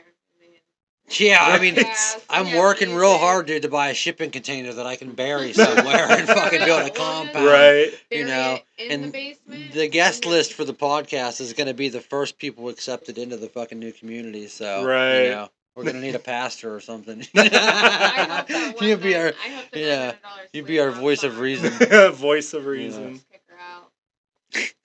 All right, man. We'll wrap it up there. Episode 8 in the books, man. Thank you guys for watching. All right. Sweet, man. Peace.